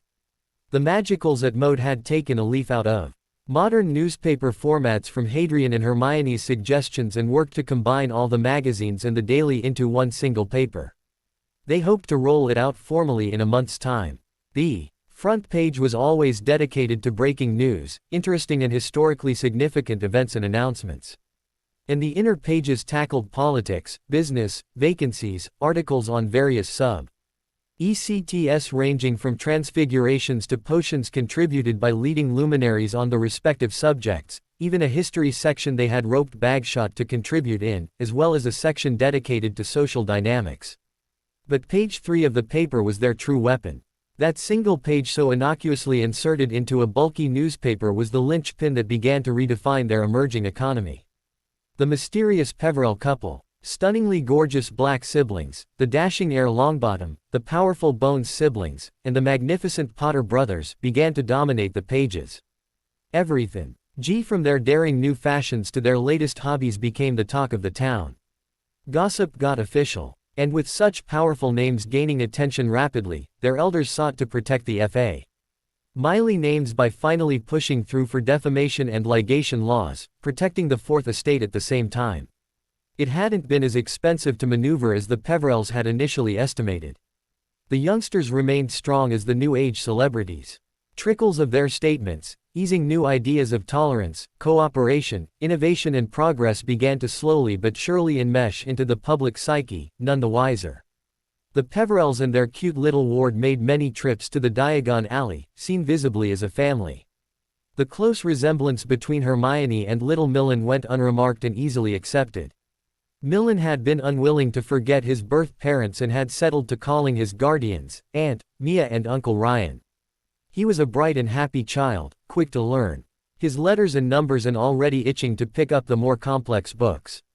They began to teach him small but effective defensive magics easy enough for a young underdeveloped wizard with unstable cores. He picked up the wand-less casting ability slowly but surely. He was not entirely an all-round genius. He still struggled with artistic expressions. He still remained abysmal at potions and magical creature studies but turned into a prodigy with an instinct for runes, transfiguration and charms. His tutors were rather pleased with his progress. Hadrian had taken to training him personally in the mind arts and discovered that the boy was indeed a natural at that. As a precaution, though, Hadrian left a little switch in the child's mind to alert him the very minute dark magics penetrated. They both had faith in Millen's true nature and sunny disposition, but it never hurt to be careful. It always paid to cover all their bases. All three of them were often photographed as page 3 celebrities and trendsetters. Their ensembles, closely resembling the more modest and demure versions of Muggle fashions, began to be emulated. Seemingly random chance encounters had them bumping into Ch. Arliss Potter and Arcturus Black, as well as Alandare Moody and Harfang Longbottom, the most influential of the up-and-coming movers and shakers, along with the newly married Edward Bones and his blushing Muggle-born bride Alicia. Among others. The group grew closer over their mutual interest in the Peverell Public School opening in Wiltshire, and gradually, they had all invested in the business. Once under oath, Hadrian and Hermione had produced a copy of the Ministry's Book of Records for all Magicals, although they presented it as a Peverell family heirloom, and let the group assume that the Ministry version was a donated copy anonymously given to the Ministry when it was formed, in the early 15th century. The vulnerability of the information hidden there and the careless approach of the Ministry over this strengthened their bonds together. When the Peverells explained their plans for the school, the whole team was all for it. Arcturus, Cassiopeia, Charles and Doria put their heads together and set to recreating a less maniacal version of the night bus, that they dubbed the Peverell School Bus, to pick up magical students from anywhere in the Isles. They planned for a day school like a regular Muggle one, to teach Muggle Foundation subjects alongside a few magical subjects. The idea was to groom a new generation that was able to effortlessly navigate both worlds and protect the statute of secrecy. Subjects like cultural studies, enchanted botany and zoology, magical world history, and applied Latin, along with mathematics, geography, civics, economics, English, applied sciences, and fine arts covered the Muggle side of their learning platforms. The school also offered lessons in fencing, calisthenics, gymnastics and yoga. Each subject was engineered to enhance the students' ability to perform magic better, control accidental magical outbursts and reduce chances of detection. Peverell School for Gifted students registered 1 month after the Daily Herald was launched. and even merited a small mention as a non-profit business venture spearheaded by the Mode conglomerate. The Ministry continued to ignore the recent development. Hector Foley, the minister since 192. 5 had always been more interested in flamboyant fashions, being seen and covered in the new newspaper these days, and as a result, had been exceedingly easy to please and maneuver. To secure their influence, Arcturus Black and Hadrian Peverell had taken to visiting him frequently, with subtle and minor bribes, effervescent praise of his style and gentle nudges to direct the Ministry towards the directions they wanted to be seen heading. And if Hadrian discreetly placed a few undetectable compulsions on the foolish man, no one knew or disagreed, least of all Arcturus, who had cottoned onto Hadrian's little subterfuge very early on. But other than a raised eyebrow, mentioned nothing. Doria Black, Charles Potter, Edward Bones and Hadrian Peverell, often accompanied by little Millen, began to discreetly visit the homes of the listed Muggle-borns, ostensibly, to offer them scholarship admissions to the Peverell School for the Gifted. Initially, they mentioned nothing about magic, only offering a scholarship to selected students, with no discernible criteria. But gradually, providing opportunities to parents to mingle and socialize with each other raised the topic by itself within 3 weeks of the new school. And Harfang Longbottom, the newly appointed head of the Board of Governors of the school, called for a parental meeting and talked about the special abilities of their wards. Around 300 families with children of ages from 4 to 18 had attended. The talk had been carefully controlled, in a secure hall, runically locked to ensure the information they impart here would not be openly discussed ever again. Harfang, known by his Muggle sobriquet, Harry Longbottom, along with Cassiopeia Black, talked at length of the danger of suppressing their child's magic, the benefits of training the child's skills and abilities, as well as the legal need for secrecy. Most parents were keen on any idea that would provide safety and progress for their children, but not all parents and guardians thought so kindly. The Peverells mingled among the parents and discovered around 20 malcontents, religious fanatics and abusive parents who wanted nothing to do with magic or such other unnaturalness. Hadrian and Hermione had led them one by one into an antechamber, wiped their memories selectively, and arranged for their children to become hostelers and spend only bare minimum time under parental care. They were then amiably dismissed with only memories of their children being selected to an elite educational program, and the parents agreeing to a boarding schedule that worked round the year until the students were legal adults. At the end of the day, around 33 children of various ages needed fostering. The west wing of the school, presently unoccupied, was quickly converted into dorms for girls and boys, by efficient elves. Cassiopeia and Harry agreed to chaperone the children for a week until suitable matrons and wardens, a resident healer and an administrator could be hired from a list of qualified squibs and Muggle-borns. Peverells offered the services of 5 house elves from their recently recruited army of 50 to run the school. Each of the Five were efficient and capable of maintaining credible glamours to pass off as Muggle humans in case of unexpected visitors. Sharptooth was also called in to up the security of the premises to ensure not even a fly could penetrate without express permission. Within the year, students who went from PPSG to Hogwarts became celebrated prodigies at the new school. A visit by Headmaster Dippet, along with his deputy Dumbledore, had almost turned into a disaster until Cassie had spirited Hermione away and Hadrian and Artie took over the tour. They strongly recommended to Headmaster Dippet that Hogwarts continue to offer similar subjects or risk losing students hand over fist. Money talks clearest, and Dippet was impressed enough with the results to take a few CVs for prospective teachers at Hogwarts, including Hadrian himself. Much to Dumbledore's polite barbs and protests about discomfort of such rapid change. Hadrian had no idea why he felt shocked. The man had always been a proponent for maintaining status quo. Hadrian had countered by suggesting that they offer the new subjects as optional and let the students decide. That way no one feels offended and nothing is shoved down any unwilling throats. Hadrian accepted Dippet's offer to take on the headship of the new courses until he could find a suitable replacement. He openly declared that he was a healer by profession, as was his wife, and they intended to continue that. It was only taking in their nephew that sparked an interest in education reform, and that motive was quite understandable, indeed. Soon enough, the Peverell Public School for Gifted came to be acknowledged as the primary wing of Hogwarts and a far more secure location. Regular mentions in the Herald soon had many pureblood families inquiring about admissions for their own children. Hadrian and Hermione considered it a successful venture at that point. Millen would start schooling there the next year and they were eager for a smooth transition for him. While the merged primary school blossomed, and the year progressed, Hermione's real estate project of gated communities and Hadrian's own project, the Healer's Clinic for All Ailments, kept them equally busy. Though the school was a joint venture with many leading names, they had wanted to keep the real estate business and the Healer's Clinics in the family.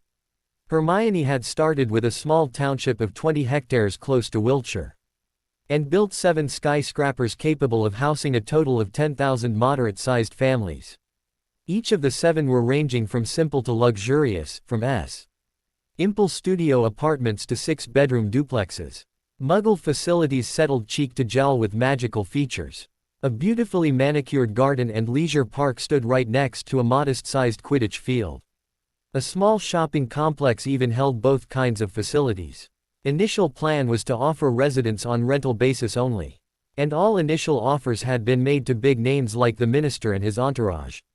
Wealthy influence RS from all factions and even luminaries like the Lestrange family, who tended to oppose progress of any kind on principle alone. Hermione sorted their protests by offering the rentals like a holiday destination for the leisurely wealthy to provide a safe opportunity to study the habitats and lifestyles of the Muggles without breaking the sacrosanct statute. The very first township was built to emulate a luxurious resort. For all intents and purposes, the Magicals who sought to holiday here treated it like an African safari trip. They would slum it for a little while, coo over the cute and amazing Muggles and go home marveling at their own progressive mentality. It offended her sensibilities, but she swallowed her pride and took comfort from the fact that this would be a stepping stone to changing their narrow-minded perspectives, once and for all. And much to her delight, it seemed to be mostly working, especially when, bar a few hard-nosed Orthodox families, most of those exploring the place tentatively had come to appreciate the safety in numbers, cleverness of anonymity, and the delightful new ideas, conveniences and opportunities the Muggles brought in. Hadrian and Hermione steered clear of those names they had formerly associated with dark arts and Voldemort, but sometimes, the pureblood zealots came from surprising quarters, like Cedrella and Patrick Weasley. And Armand and his sister Hepzibah Smith, as well as Andrew Macmillan and his clan. Hadrian was working his way through networking with the known Sacred 28 families, while Hermione was reaching out to the known and celebrated intellectuals. After their disagreement over the schools, they continued to steer clear of Dumbledore for now. Although, to be perfectly honest, the Everells had become extremely busy and had to juggle creatively to make time for Millen. Dumbledore simply didn't qualify for even a second's passing thought. Although they had given an interview in the very first publication of the Herald, highlighting that they did not ever expressly give permission to Grindelwald to appropriate and bastardize their family crest, they had not had any trouble or even an acknowledgement at all from the man. Dumbledore had come sniffing, though. Seeing Peverells, a family name previously believed to be extinct, many whispered and speculated, but Hadrian openly talked about family magics and other obligations that had kept his parents and grandparents traveling the world while he was mostly left behind, carefully guarded in their unplottable keep, traveling only to meet tutors and other peers. Most understood the need to guard the last remaining members of dying family names and found the situation quite credible, and soon enough, with frequent exposure, the novelty of the Peverells and even their parcel magic healing abilities were considered an excellent gift and nothing more. The only ones to view them with skeptical distrust was Dumbledore and his cronies. Them openly discussing the reasons why their family had remained hidden had caused an uproar and helped them pass another law regarding publishing of unverified fiction without appropriate disclaimers. The story of the Peverells being hunted over a children's bedtime story based on nothing but imaginative fiction had other leading families worried about their own unique family magics and wholeheartedly supporting the new law. Dumbledore had attempted to publicly call them out for the issue and tried to prove that the wand, the cloak and the stone existed, although lost in annals of time. He attempted to prove his point by claiming that the Peverell cloak had been inherited by the Potters through Lolanthy, but Charles had come out in their defense, openly admitting that though their family had always commissioned invisibility cloaks through generations, they didn't last. He produced the one he owned, and expert enchanters examined the cloak and declared it a normal cloak, and nearing its expiry. Similarly, the stone, Hadrian had stoutly proclaimed, was another fabrication. Death is irreversible. It can be prevented, protected against temporarily, but no power on earth could reverse death by any means. Any powerful wand could claim to be the death stick, but the power depended on the core of the witch or the wizard wielding it. Wands made of elderwood or thestral cores were more powerful and volatile, naturally, but did not match the temperaments of any wizard. He declared that his ancestors had been powerful and intelligent enchanters who made many wonderful things during their time, and the story had come about as an exaggerated lore to sing praises of their prowess. People simply ended up taking Beetle a bit too seriously, to severe consequences for his family. It was a lesson against gossip mongering. To the Peverells, and nothing more. And it had far-reaching, dangerous consequences for his innocent family. At best, they were left with a severely depleted family of barely 3 magicals. An enchanted family clock, the kind that ticked and talked, and a few enchanted cutlery and an ancient trunk, and that was it. Hardly worth killing anyone over. Gustav O.L. Livender was heard quoting his own agreement of this, adding that the myth of the death stick was simply a myth, because wands don't really work like that. He had always professed that it is always the wand that chooses the wizard. So simply stealing a wand cannot engage its allegiances, else even muggles could have wielded it. That sobering note ended the very public argument decisively and put such a talk to rest. Hadrian was positive that Grindelwald had followed this discussion from the shadows and drawn his own conclusion about the wand he had stolen from Grigorovich. But thus far, neither Hadrian nor Hermione had ever been approached about it. Nor did Grindelwald stop using the symbol of the Hallows. But the Peverells had become proficient at ignoring things that didn't immediately concern them. So they continued with their nephew, their projects, the school, and the new chain of clinics, and life went by for 2 years with no major incidents. Twice they celebrated Millen's birthday with great pomp and ceremony, and made it a habit to take him to orphanages, old age homes, and rescue shelters to feed and clothe the poor, the unfortunate, and the needy. And when Millen turned 6, they taught him 5 simple healing charms and how to recognize and handle basic first aid potions. As expected, he was a swift study, and eager to prove himself. That afternoon, they took the 6-year-old to Nocturne Alley, set up a kiosk to offer free healing consultations, and allowed him to heal and potion some patients. Experiencing their relief at his work, the gratitude in their eyes, and the magic in their blessings had cemented the goodness in Millen for all eternity. Never again would he find temptation in the darkness. The pride in their eyes had rekindled his conviction that Millen was indeed a good, kind, smart, and gentle little boy. He had very seriously admitted to them that Uncle Ryan was right, 2 years ago. Choices are what made us who we are. And that had led Hermione to hug the stuffing out of him until he gasped for air. Hadrian had laughed and set another tickling charm at the two of them. Some things never changed, and they had gone home to celebrate with their elves and the Mode family, with a rather simple cake and lots of love and laughter. That night, when they went to bed, Death and Magic visited them in their dreams, to inform them that Millen's soul was now and forevermore pure and protected. Dumbledore and others could put him through hell fires, but he would always remain in the glow of light. Millen was now, in many ways, exactly like Hadrian, the way down to the purity of his soul. They would continue to keep a keen eye on him like any good parents would. They'd never stop worrying over him, but the shared dream had taken the keen edge off the worst fears for now. They wouldn't be revisiting this particular fear for years to come. Mission 1, accomplished. The 2 years since Christmas of 1930 had been very busy. The first real estate project spearheaded by Hermione. Merlin's town had launched a great fanfare and appreciation. Even as it had begun like a Muggle life safari, it had evolved into a worthy and highly coveted residential address. Hermione had involved little Millen in the project too. And with his age-appropriate insight contributing very well, the second township, Merlin's Keep, was a closed and gated community within 49 hectares in a ritualistically raised island that had been protected from Muggle detection through any means. Situated between S Channel and Bristol Channel, it didn't even allow access or detection on the radar. There were more than 40 villas, along with 3 residential buildings of 21 floors, and 1 community clubhouse. The residential wings of the buildings were built-like individual villas stacked one above the other in an attempt to recreate modern apartments. Wizarding space expansion charms were extensively employed for maximum efficiency. The 3 residential wings, each rooftop carrying greenhouses, a pool house, and a community hall, enclosed a lovely hectare of beautifully maintained garden, a special track for walking, plenty of alcoves, and even a sandy playground with a miniature Quidditch ground. Even so, there was plenty of untamed lands within, set aside for future expansions, to match the growth of the wizarding population.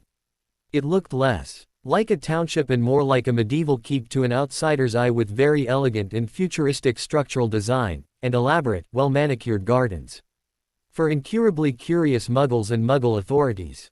It was a privately owned family island resort for wealthy eccentrics who didn't really like socializing all that much. The property's perimeter being surrounded by water and impenetrable cliff faces ensured strong warding and even the potential for engraved Fidelis runes in case of future emergencies. Keeping it small and manageable had been Millen's idea when he figured out that the concept of wizard space was a real thing.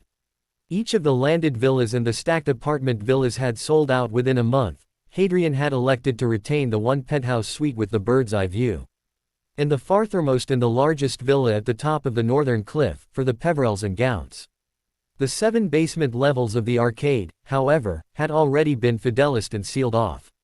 Hadrian and Hermione had planned to convert that space into a bombing shelter with 99 residential units.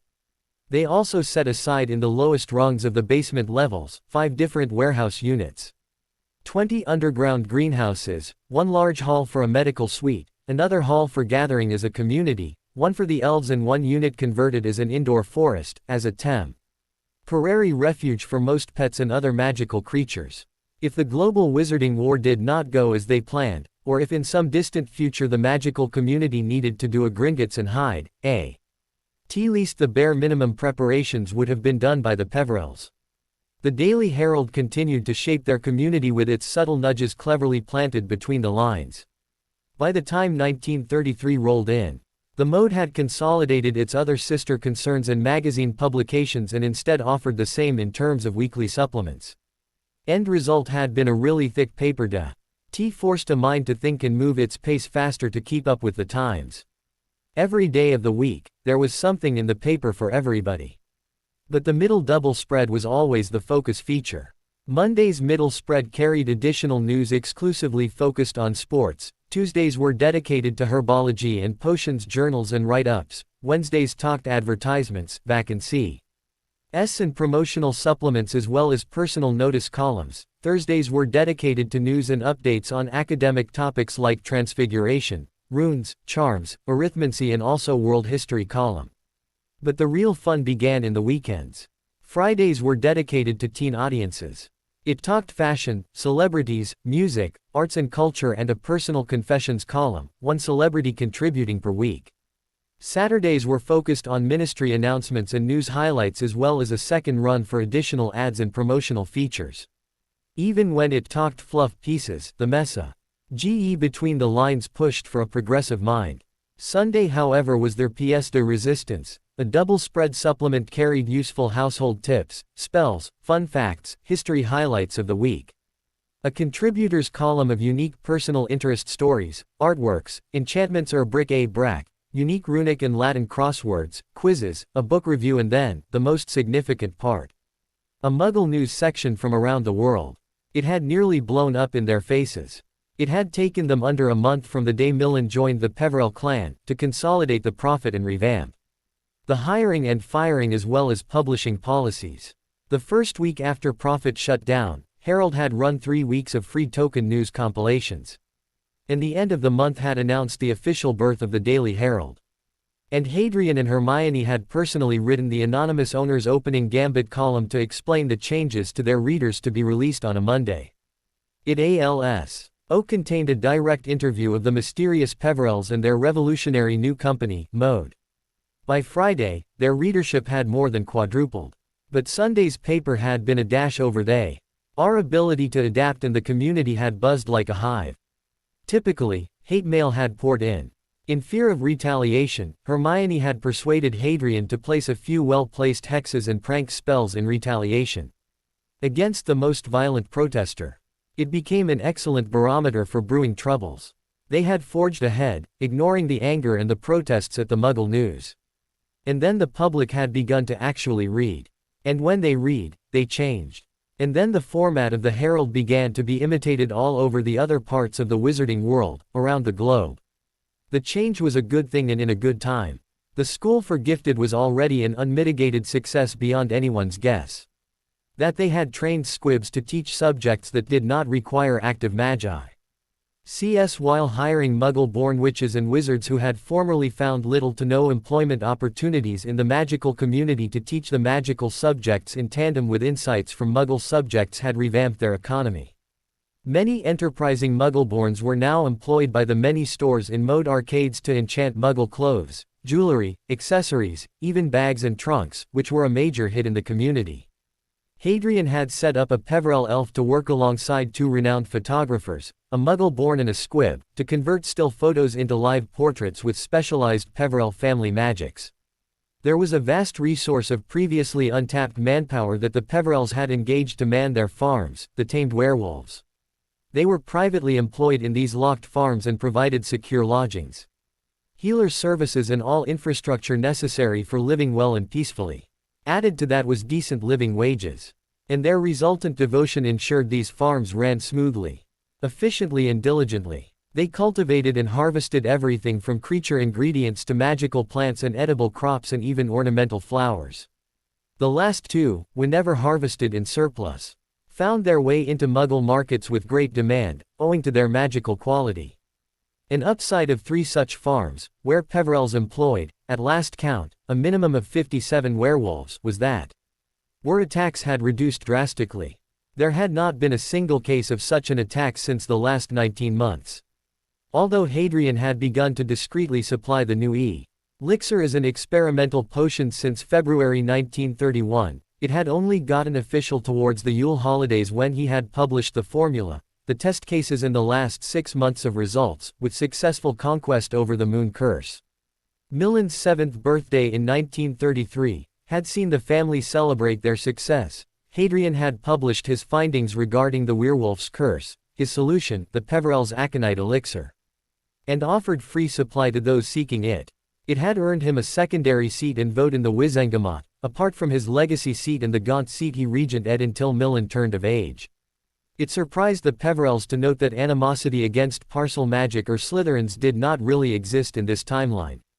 Hadrian cursed Dumbledore on a daily basis every time the topic came up, but only in the privacy of his bedroom, with Hermione. Dumbledore still occasionally voiced his distrust of Slytherins and parcel magics, but the Herald cleverly nipped it in the bud. The World News section often published regular articles about unique magics around the world. And when expert opinion pieces and mastery research excerpts from international writers, especially from countries in Asia, Australia and the Incas, were published praising the healing magics employed by parcel-speaking healers, most of the animosity the old coot attempted to raise simply fizzled out. The readers had personally experienced the benefits of parcel magic healing. The magic of economic boosts, peace, innovation and fun that Peverells had introduced in their lives, their innovative approach to healing. And Hadrian's own personal charisma put him squarely in the popular leader's slot. Dumbledore simply came across as orthodox, non-progressive and archaic. Hadrian's parcel magic cures, and his weekend-free clinics for the downtrodden was wildly popular. His social appearances and frequent free services, even offered at once a month, had seen him and his family as the emerging leaders of the light. Little Millen offering to heal hurts simply made it too adorable to resist. Peverell's other venture, the public school for pre-Hogwarts age, was just as wildly popular. The Pure Bloods had found it very convenient and much cheaper to send their heirs and wards to primary school as opposed to hiring multiple personal tutors, and had been mildly surprised and incredibly pleased with their burgeoning knowledge, skills and intellect. After initial outcry over the mixed community townships, slowly, folks had been expressing interest in purchasing apartments outright, over renting them periodically for hefty prices. The unrest in Europe had finally filtered through, and news of trouble beyond the borders had folks worried enough that they wished to seek comfort in numbers and security behind renowned Peverell wards and their gated communities. One by one, all their schemes were working well, and they were incredibly happy with the progress and promise Millen showed. With Hadrian and Hermione to guide him, he had turned into a gentle, curious and bright child with not a single malicious bone in his body. But they had yet to find him any peers to play with. He was walking around like an old soul trapped in a little body, imitating Hadrian in even the manner of scruffing up his hair whenever he felt frustrated. That led to Hermione wondering if she should start matchmaking among their new friends. Already, the networking was beginning to build up beautifully. Taking his cue from the Muggle world, Hadrian had invested in a property adjoining Tom's Leaky Cauldron. He had leased it for the next 10 years. and with the help of elves, converted it into an exclusive gentlemen's club in the basement, and a reading cafe on the ground floor. He had every hope that in 10 years, he could shift the establishment to one of the gated communities and secure it far from the Muggle reach. Hermione had nearly gone on a feminazi rant until he accepted that the ladies needed a club of their own. Millen had giggled and tittered with Dobby at how cowed by Myone Uncle Ryan had been. He capitulated far too easily and didn't negotiate enough favors. Hadrian had laughed and declared that the ladies' club would spring to life for 200 kisses from Lady Hermione. Millen declared to Dobby that their family was nutters. Dobby had merely replaced that word with bonkers. Hadri and Hermione had stuck their tongue out at the two little ones and then proceeded to kiss loudly, noisily, and made it funny enough to embarrass the little guy. So Hadrian had acquiesced and leased out the top floor of the Leaky and converted it into a ladies' tea house as well. Both the places were anonymously owned, and run by liveried Muggleborns the Peverells had personally handpicked and trained in stealth, combat and espionage. Apart from Muggle-style hospitality training, he had initiated a regular crowd into the gentlemen's club with Muggle sports like billiards, alongside wizarding chess tables, and card rooms for gambling and private parties for hire. In the meeting rooms for hire, unbeknownst to their guests, he had installed runic cameras to keep track of conspiracies and schemes. 2 assassination plans had foiled right there in the very first week. They had even enlarged a ballroom and redesigned it into an outdoorsy golf course on brooms for the more adventurous wizards and witches. All in all, the entire enterprise was barely one step away from an arcade, designed to subtly encourage people to relax, open their minds as much as their wallets, and accept newer lifestyle choices. And in a few short weeks, it had begun to show results. Dobby, in his human disguise, often rubbed shoulders with the pure bloods, picking up tidbits of information and dispelling potential disagreements, none the wiser. Hadrian had acquired a few more elves, trained them in Dobby's style and form, to be supervised by the now stable and efficient elf. They moved about, unseen, unheard, and unnoticed by practically everyone, and became valuable sources of information.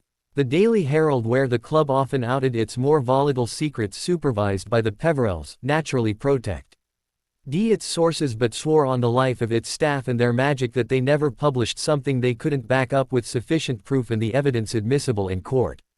Speculations were clearly labeled as such, and supported with suitable disclaimers. The non-progressives who wished to continue Muggle baiting, mistreatment of other races, or even ill-chosen racial slurs soon began to be publicly shamed into changing their ways.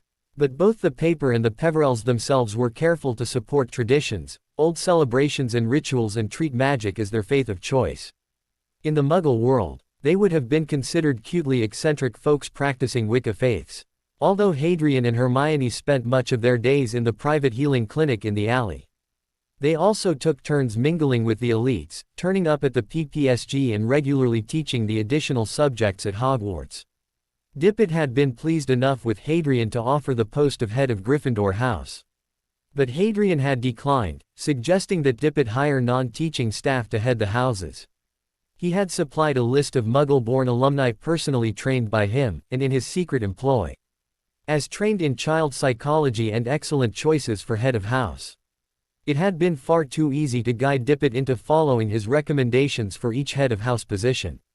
He'd gotten the new teachers and heads of houses to teach only the Muggle subjects from the 3rd year onwards. Their subjects were offered as additional specializations for those students who sought A.C. or higher education in the Muggle world. Hadrian had then finagled the post of the head of the Muggle Education Department and deputy headmaster for himself, replacing Dumbledore. Dumbledore had gone back to being just the Transfiguration teacher. That had been a red-letter day for the Peverells. Their network of influence gradually grew in the 2 years to pervade into all walks of their society. And social life began to blossom around the New Mode townships and the Charing Cross Road clubhouse. Younger ladies and gentle wizards from families like Abbott, Black, Bulstrode, Crouch, Greengrass, Longbottom, Macmillan, McKinnon, Knott, Potter, Pruitt, Shacklebolt, Shafiq, Slughorn, and Travers clans were already regulars at the club, exchanging gossip, discussing the activities of the ministry and the Wizengamot, conducting lucrative business deals and managing their alliances. The clubhouse, as it quickly got penned, became a gathering point for the active generation and a goodly few of the elderly lawmakers of the gamut and their better halves as well. None of the regulars ever caught on to the very muggle-ness of the place or the subtly inserted muggle books and coffee tab. The albums Hermione had designed to enlighten them of the fast-paced progressive industrial age of the muggle world. Others like Malfoy, Lestrange, Parkinson's, and Avery, who would have been dead set against even the word muggle, finagled hard to gain admittance but were often thwarted by the wards. The wards were a work of art and not even Dumbledore had been able to sneak past. The unique wards, designed by Hadrian in collaboration with Dobby, only allowed those seeking honest companionship and advice, through those seeking to sow mayhem and mischief or spy on their peers found themselves opt by an invisible barrier that not even their elves could cross. The involvement of elfin magics in their speciality wards was a closely guarded secret. It amused them both how often Dumbledore found himself blocked and literally tossed out on his backside. And it wasn't just the belligerent professor who found himself unable to access the property. Oftentimes, abused spouses found temporary sanctuary and discreet healing in the clubhouse. Next in Hermione's to-do list was a daycare center for young children, indubitably designed to ease the shopping and business experience of the parents when they attended the alley. She wanted to catch them young and help them see past the prejudices in their earliest phases of life. But helpless babies, especially those from an eclectic mix of families on the opposing end of their political beliefs and personal feuds, needed far more security before they could be allowed to mingle freely without risks. It was being delayed with the sheer complexity of the security spells Hermione had wanted to see installed before they would open. Besides, their plan was to include these clubhouses in each of the hidden wizarding townships they were planning to establish before the war opened up completely. Months and seasons passed by swiftly, and although intrigue and fear patrolled the borders, Wizarding England was beginning to bloom. Incidentally, the time Hadrian to confront and defeat Grindelwald was coming closer, as well. Flamboyant Folly, as he was fondly nicknamed in The Prophet a year after he was elected, was flying high in popularity without a clear idea why. But he was happy to sign through forms and appeals and approvals for ideas that seemed to always be the talk of the town. He opened the first newspaper of the first day in the Rand New Year of 1937 and felt practically like a new fellow. There he was in his best purple robe and silk top hat, holding a baby at the new wing of. Life was a most excellent nosh these days. On the rare few days he felt uncomfortable about his recent choice of passing the bill to give the Fourth Estate an independent voice for perpetuity. But then that handsome rogue Peverell and his equal dashing friend Black would come calling, talk circles around him until he was so excited he nearly wet his britches and gladly signed wherever the duo pointed. Why, they had even provided a fantastic secretary who had taken over nearly all of the boring work and parchment processing, and even the meetings with Muggle Prime Minister that he was mostly free to attend excellent photo ops in the Ala. Why, or take a lovely stroll in the Merlin's Keep Township. And if the wretched hard-noser Spencer Moon quibbled over him having a Muggle-born secretary, then he was the minister for Merlin's sakes. He was entitled to a few eccentricities. Millen would turn 11 on the 21st of March this year. Technically, last day of December last year he had already turned 11, and they had worried about receiving a letter addressed to Tom Riddle. But the goblin magics had held true, and December 31, 1936, had slipped into January 1937 with nothing bigger than the skirmishes picking pace in southern America and various parts of Europe and northern countries bordering Russia. So far, the war had stayed far away from English shores. Grindelwald was emboldened when the Peverells continued to focus their energies on the British Isles only. Although he had been busy consolidating his powers around the world, he had left the British Isles severely alone.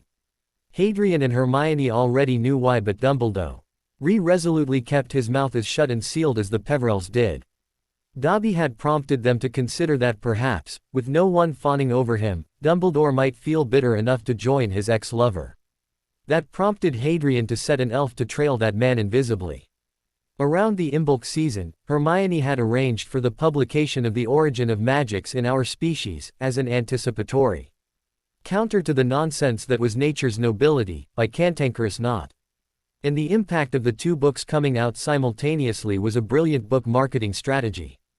In her book, she speculated that magic resides in the soul. And the soul, although immortal, isn't infinite.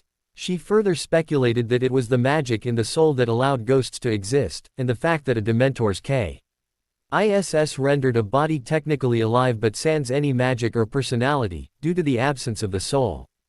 It is the soul that brings life and magic to a body. Or takes it away, so to speak.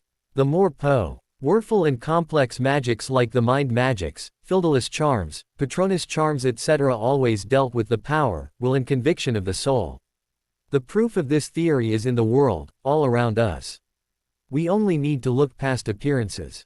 Postulating further on this theory, she speculated that when squibs are killed or sent out into the Muggle world, they copulate with other squibs, and create ideal conditions for a magical soul to occupy a body with magical origins and bloodlines.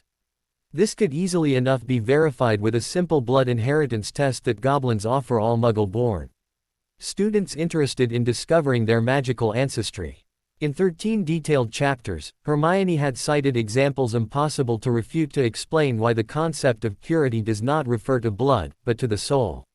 She concluded her book with the supposition that whoever had started the pureblood supremacy nonsense was, in reality, secretly working to undermine and insidiously destroy the ancient and noble families through inbreeding and creating more and more squibs in the inbred bloodlines. She frankly admitted that her brother, a squib, Benedict Dagworth Granger, had married Merope Gaunt, who had never actually shown any signs of magic as far as Hermione remembered. And when the two old bloodlines merged, albeit through squibs, but her nephew was born an exceedingly powerful and bright young man. And his nature, his eager willingness to serve and heal showed how pure his soul was. Her personal experience when juxtaposed in combination with a simple analysis of the so-called Reborn students' bloodlines revealed the lines believed dead, coming back to life through the forgotten or discarded squibs. When the lines weakened through either curses, maledictions, or even inbreeding. The prurient thing would be to strengthen the lines with the reintroduction of new blood. With that, she listed examples of the known families whose members regularly married Muggles, Muggle-born or squibs. The next generation turned out to be magically stronger and purer. 2 entire chapters were dedicated to exercises and practices in the primary belief system she considered as proven methods to keep the soul pure. Such a practice reduced the production of squibs in the future generations up to 5 generations and strengthened the individual's own magic. She detailed how and why such exercises, begun early and continued until the grave, was beneficial to the self and the family line. She ended the last chapter of the controversial book by simply stating that she expected no one to take her word for it. After all, the proof is in the pudding, so to speak. Hadrian had been smart enough to persuade Hermione to publish under a pseudonym and arrange for the book to be released simultaneously around the world.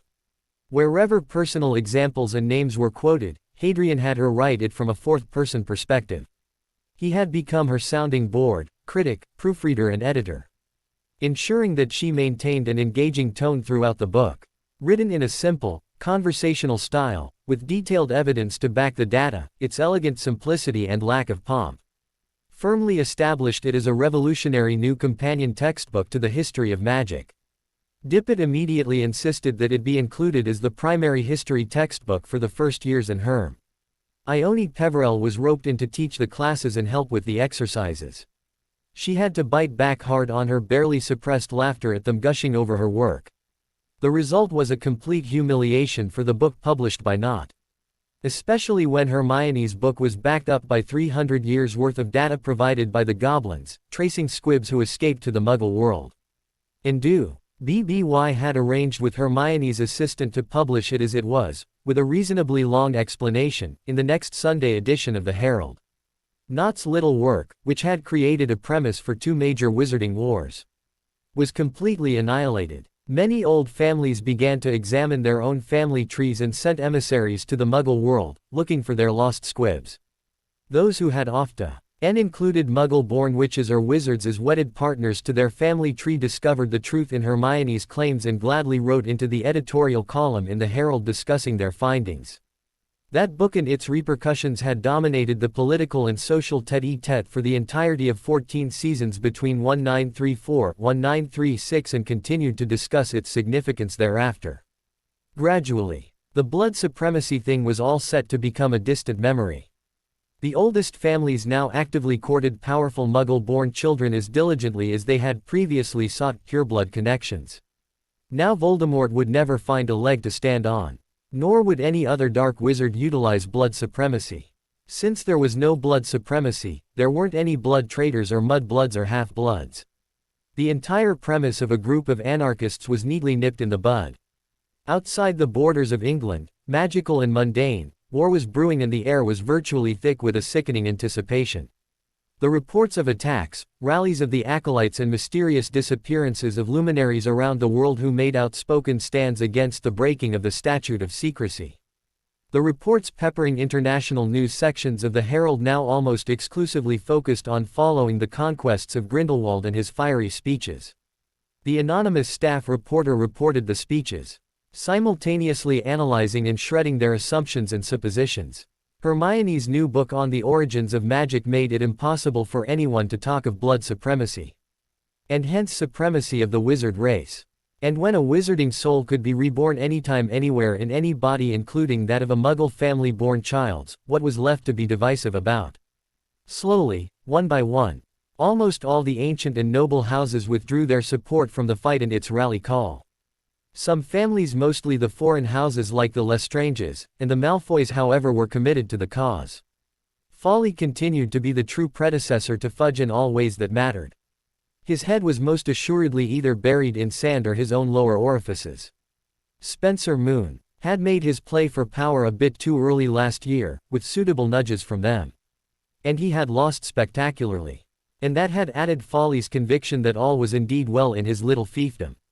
Hadrian and Arcturus, along with Charles and Harfang, continued to run interference and keep the ministry and the Wizengamot functioning with stability. Luckily the chief warlock was exceedingly old, frail, and slower to recuperate from a rather petty duel of honor over a disagreement. He had been easily persuaded to allow Arcturus Black II, the older uncle, to take over as an interim warlock, while the elder attempted to recover. Uncle Arcturus to heir Black and their friend Arcturus III was one of the more progressive-minded Blacks and rather fond of Hadrian and Hermione and especially Little Millen. He was a regular visitor at their townhouse and adored the elf-berry croissants that Dobby was slowly becoming rather famous for. And it was an ongoing joke that Dobby would not share the recipe with Mistress Myone, who he practically worshipped. Artie came for witnessing their casual camaraderie and breakfast bickering as much as he came for the croissants. An ardent Slytherin, Arcturus Black III adored the two parcel speakers of the Peverell house for their skills and lineage and was often open to suggestions and recommendations as long as they were well presented and logically sound. Mere friendship, respect and old bloodlines or even positions of power and wealth did not sway Artie as much as a sound plan and strong logic and common sense did. And all Lady Peverell had to do was engage the intelligent young man in lively debates about the veracity of the existing laws. That had opened a can of worms, that Artie, Doria, Charlie and Cassie had dived into with great enthusiasm. With this group to help, the Peverells were gradually chipping away at the more unreasonable old laws and introducing new ones that were gradually building up towards ensuring a fairer society. Black and Peverell ruled the Wizengamot from behind Folly's throne, with Longbottom and Potter cousins and the support of the interim chief warlock, Black. They continued to negotiate and interact with Prime Minister Chamberlain without breaking the timeline or altering the events too badly. Hadrian was careful to not reveal his knowledge of the future as there was a limit to how much interference was possible in the magical world. Instead, with express permission from the Muggle minister, he set to warding the wizarding areas against Muggle weapons. Admitting openly that wizarding magic did not have many protections against issues like bombs and other catastrophic war weapons had been a dangerous move, but Hadrian was careful to make sure that Chamberlain did not suspect magical origins of the World War brewing on their front. And he had planted subtle and strong suggestive compulsions in good old Neville's mind to never reveal anything he learned of the magical world to anyone, in words, hints or deeds. Spoken, implied or written. All they had needed was a signature from Chamberlain, and the new ward scheme around wizarding townships, shopping districts, school, hospitals and ministry building was legally permitted to exist. Hadrian and Hermione were still working on developing a mirror reverse of such a ward for the non-magical areas. Something to protect the Muggles from the malicious breach from the less savory members of the magical community. There was hardly any point in trying to convert every single one of them into pro-Muggle activists. It was not a realistic expectation. Nor were the malcontents wrong in their opinions, altogether. They were essential to the balance between life and death and light and dark, traditional and progressive, magical and non-magical. Wartime was hardly the time to invite chaos into their homes. By that logic, the Muggle War was a threat to the existence of the magical species and races once again, and by ancient treaty. The Muggles were entitled to allow the Magicals to separate and do all that was possible to protect their lives, their marked territories and their unique subculture. And Peveril's were the linchpin family who was assigned to keep the magic, beliefs and powers in balance. And thus honor-bound, they were working on a ward that would fizzle out any and all aggressive magic in the designated geography of non-magical areas around England. As soon as they had a working model ready, Hadrian planned to present it to the ICW. In the number of years he had been working on it, he knew he was close to solving it. Hermione was. As always, she was the true brains of the operation. By the recorded history, Hadrian and Hermione were keenly aware that Milan would be a second year when Grindelwald would declare an open war. According to the previous timeline. And by the same timeline, it would be in 1945, when Milan would be 19, and a vulnerable teen flexing his wings, when Dumbledore would supposedly finally succumb to public demand and end the reign of Grindelwald and the global wizarding war. From there, influencing the whole wizarding world and Milan, and undoing all he worked the Peverells had been building from the ground up, would be easy as stealing from a baby, for Albus Dumbledore. He had already made it very clear that he neither trusted the Peverells nor wanted their brand of progress or change in his country.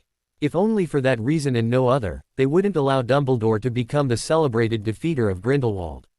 Neither of them trusted A.M. And who could first coin the term and then continue to think in terms of the greater good, for decades even after Grindelwald makes it his motto. This time it would be Hadrian's job to do what the other was itching to do. But would most certainly fail to do properly. Battles don't define wars, politics do, and Dumbledore's political affiliations did nothing to reassure them that this time would be different. They would have to take the battle to Grindelwald before Dumbledore made his move.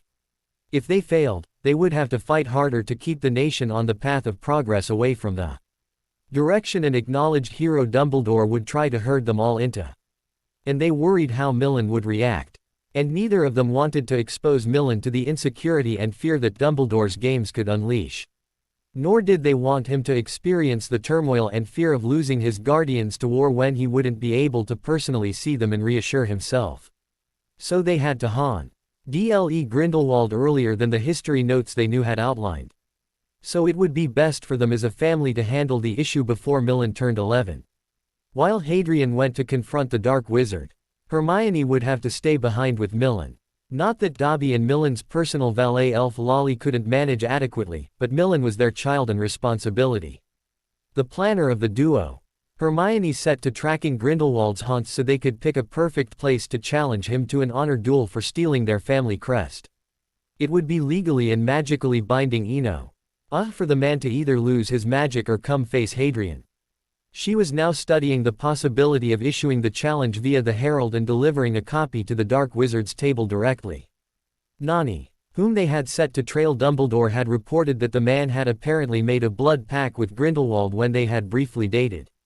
Although that pact had not prevented them from breaking up and going different ways, it did hold them back from attacking each other directly. Hadrian had to wonder how stupid the never-to-be headmaster was, to get mixed up in magical pacts this binding. Life was unpredictable. Today's friend could easily turn into a foe tomorrow and vice versa. This would be their very first attempt at altering more than hundreds of lives with their interference in tapestry of time. They desperately wished they could talk to death and magic and have someone else take the responsibility and tell them what was the right choice. Hermione, the rule arbiter, fretted endlessly over wrong choices and unspeakable consequences. But after stressing for months over this, Hadrian simply decided to stop fretting and instead meditate and attempt to reach the astral place. And see if he could initiate contact with the entities. More and more complex plans materialized until Millen solved the whole conundrum one night during bedtime storytime. As usual, he always started off with tales of Beetle the Bard. As they read the story of the three brothers and the Hallows, Millen wanted to know how it was possible for the second brother to hang out with his love. And the talk turned to speculation of how the three Hallows worked. In no time, Millen was off to the land of Morpheus, dreaming of epic, heroic battles, exotic treasures, dangerous pirates, the rescue of 5 queens, unicorns, leprechauns and rainbows. The minute he was out for the count, Hadrian raced out of the room, all the way to the Lord's study, Hermione racing right after him in panic. Once in the room, Lolly was sent off to watch over his charge and Dobby was fetched. Hadrian was fairly shining in his excitement and eager to test his theory. Hadrian often wondered if it was superior intellect that led a person to view the lesser thinking beings as utterly beneath them and designed to be ruled. If that was true, then his Hermione was born to be a dark lady because he had yet to meet anyone who could match wits with her and even come close to winning. And she was one of the most inherently kind and generous, loyal and true souls he had ever met. Even the coldest and harshest of her actions, words and choices had been built up on the solid foundations of love, generosity and a genuine desire to help everyone. Hermione had her flaws, like everyone else. Her shortness and intolerance of good old lazy days hadn't toned down a whit.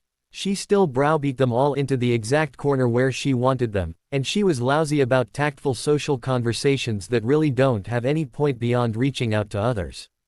That kind of thing, both Millen and Hermione both sucked badly at. It was Hadrian's thing, charming the knickers off everyone. Hermione was brilliant at research, and the most out-of-the-world theories about everything, and yet, she could burn water and look lost and out of place at a party. All her superior intellect and her brilliance were always and without exceptions tempered by the quintessential goodness of her heart and soul. Teenage life in a residential school, a horrific war, death and rebirth had not given her tact, sure, but no one could spend 2 minutes with her and not know that her soul was clean and untarnished with any kind of malice. There was no denying her brilliance, though. So what was the point where the path deviated from goodness to evil, for the men like Dumbledore, Grindelwald and Riddle, and made them want to control, rule and destroy the world they lived in? Knowing what he did of the history of Tom Riddle and Albus Dumbledore, Hadrian knew that both men had been driven to their choices by the fear that had plagued them, and taken over their early lives. Dumbledore had feared the power as much as he had craved it. All his personal tragedies had been steeped in tussles for power. Percival Dumbledore's power of revenge over hapless muggles who once tortured his young daughter. Albus's own power over his siblings, which resulted in the death of one and a lifelong estrangement of the other. Power of lust and greed and ambition one golden-haired maverick had dangled before him, tantalized him and seduced him into the darkness with. The power that he continued to reject all his life, never once trusting himself or his friends or family to ground him. More the fool him. His fear had condemned thousands to their needless demise well ahead of their times. And Tom Riddle had been afraid of power, of pain, of death. But Tom's fears had been understandable. Anyone who had spent their childhood and youth in Muggle London in an orphanage riddled with poverty, ravaged by Muggle World War, bombings, rationing and the fear and insecurity, would have grown up afraid and lashing out. And the fact that he had turned to dark arts, and finally black arts, shouldn't have surprised anyone. Tom Riddle's road to perdition was the responsibility of a whole community that failed him and many others. Hadrian was constantly aware that it had always been Hermione who had kept his own darkness at bay. He hadn't really lied to Millen the day they had brought the child home. Every single day, he lived to fulfill the ideal of who Hermione expected him to be. She had always been his moral compass. Someone should have been the same for Tom Riddle, too. He could only hope that Hermione and he were enough to center and ground Millen and keep his inherent goodness intact. If Hadrian could find an answer to what turned minds, hearts and souls to the path of evil, then he would consider his existence and his return to this world very much worth it. But thus far, he was stumped and, with Millen, they were all going blind. He confided in Hermione how his biggest fear and worry was that, despite all the nurture and love in Gita, NCE they would diligently provide for Millen. There would come a time when his innate goodness would get twisted. Every time Hadrian taught Millen something new, and the kid picked it up astonishingly fast, pride warred with fear inside him, dimming his joy in the lovely child. How he worried that he was in fact training Voldemort to be deadlier than ever. Like Dumbledore in Riddle, the one who was Harry Potter too was ruled by fear, like a vicious cycle.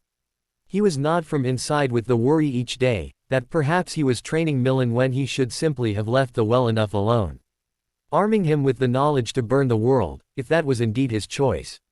Try had as he might, he could not harden his heart against Millen's brilliant mind or magpie-like curiosity or that joyous, beatific smile when he figured things out by himself. Hermione had faith in Hadrian and his decisions and choices, and so did Dobby. Then why was it so hard for him to trust himself and accept that his actions or choices were meant to do what was necessary? Gods forbid such a misfortune came to be. Would he be saving a little boy or creating an unparalleled monster, through Millen and wool? Did Hadrian find himself capable of nipping it in the bud, or at least standing up to Millen, as Dumbledore should have stood up to his estranged lover Grindelwald? Would love be the making or the crippling of them all? When Dumbledore had explained that love was Harry Potter's greatest power, at that time, he had been infantile enough to equate love to hugs, kisses and even sex. At that time, it had felt like a joke. A cruel, stupid joke. He could not bring himself to laugh at the power of love now. Hadrian bitterly regretted his naivete and foolishness back then. Harry Potter had seen nothing, sensed nothing, known nothing, and understood nothing in that other life. And even as he had walked into his own death, willingly sacrificing himself for this world, he had not really understood what Dumbledore had been talking about. But having loved Hermione past life and death, having loved Millen past their uncharted history that would hopefully never come to be, he now understood that love was so much more than a hunger of the skin. It wasn't even a hunger of the soul. He finally understood that love was an endless giving without a single guarantee that the end would be kind or gentle. But loving Millen as his own heart and soul, he still did not know if the love would be strong enough to stop the child if he ever chose the less savory paths in life. Would he be able to look into that beloved face and raise his wand and magic to end that life? Even attempting to imagine such a dastardly scenario gave Hadrian nightmares. He could not find words to explain to Hermione, thank Merlin for their linked minds. For she understood him better than he understood himself. It burned inside Hadrian's restless conscience, that as their time of confrontation drew closer, he did not know what he would do. Faced with such a choice as Dumbledore had found himself. And it made him afraid to pick an exact date and throw the figurative gauntlet already. He was slowly coming to develop a healthy respect for the quandary that Dumbledore of the other lifetime had lived with every day and with every choice.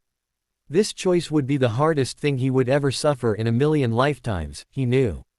And knowing it, he despaired anyway. From September 1936, Hermione, Millen and Hadrian had been following a fast-paced life. Between their classes, the business with Mode, and their clinic duties, every spare minute of the entire last year had been devoted to exploring a different country, culture, cuisine, myths and magic. They took Millen with them everywhere, made him part of every aspect of their experiences and showered him with hugs and kisses and gentle loving words, willing their actions and their love to seep into his very soul, so he'd never break free from the embrace of that love. If there was a touch of desperation in their eyes and their actions, Millen never said a word of it.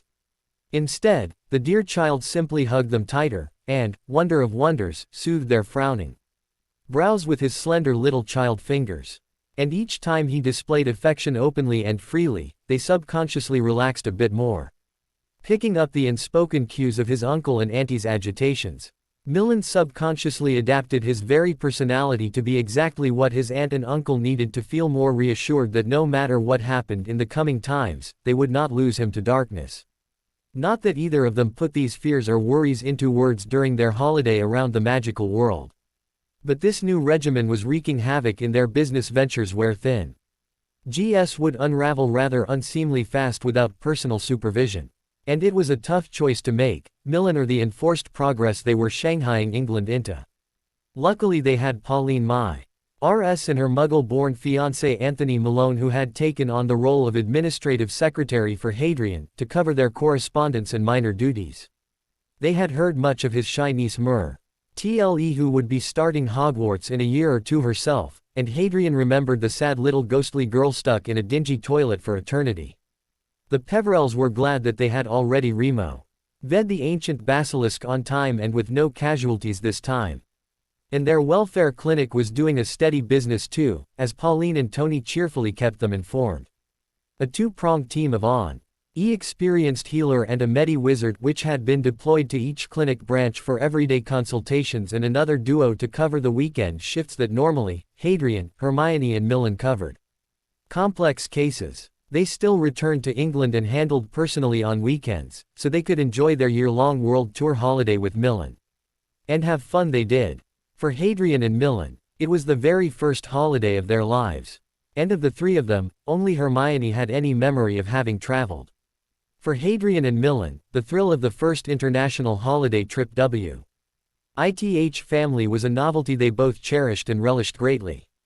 They had enough private property in nearly every single country of the world, and the ability to cast powerful translation charms that lasted 10 times longer.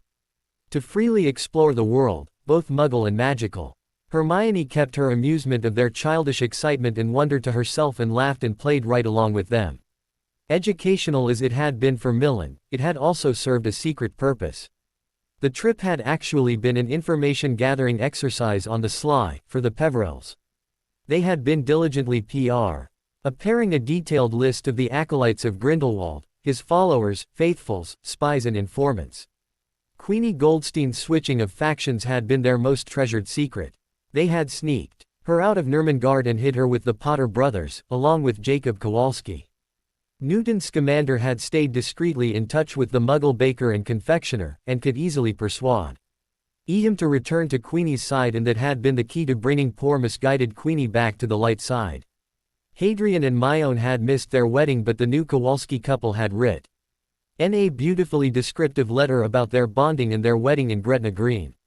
Peverells wished them well and sent an enchanted full set of exquisite bone china dishes monogrammed with our names and date of bonding as the wedding gift. Hermione liked Queenie rather well and hoped for a good friend in the wide-eyed Legilimenser. It was rather clever how their wedding came to be. By British wizarding laws, Muggle spouses of magicals were permitted to remain in the know. So, after an entire weekend wasted in a heated debate in circles, the Potter brothers arranged for her citizenship to be transferred to England. And then Blood adopted Jacob as the third Potter brother and classified him as a squib. And then Jacob Kowalski Potter married Queenie Goldstein in a very private ceremony. And had quickly opened his sweet little pottery cafe and tea house.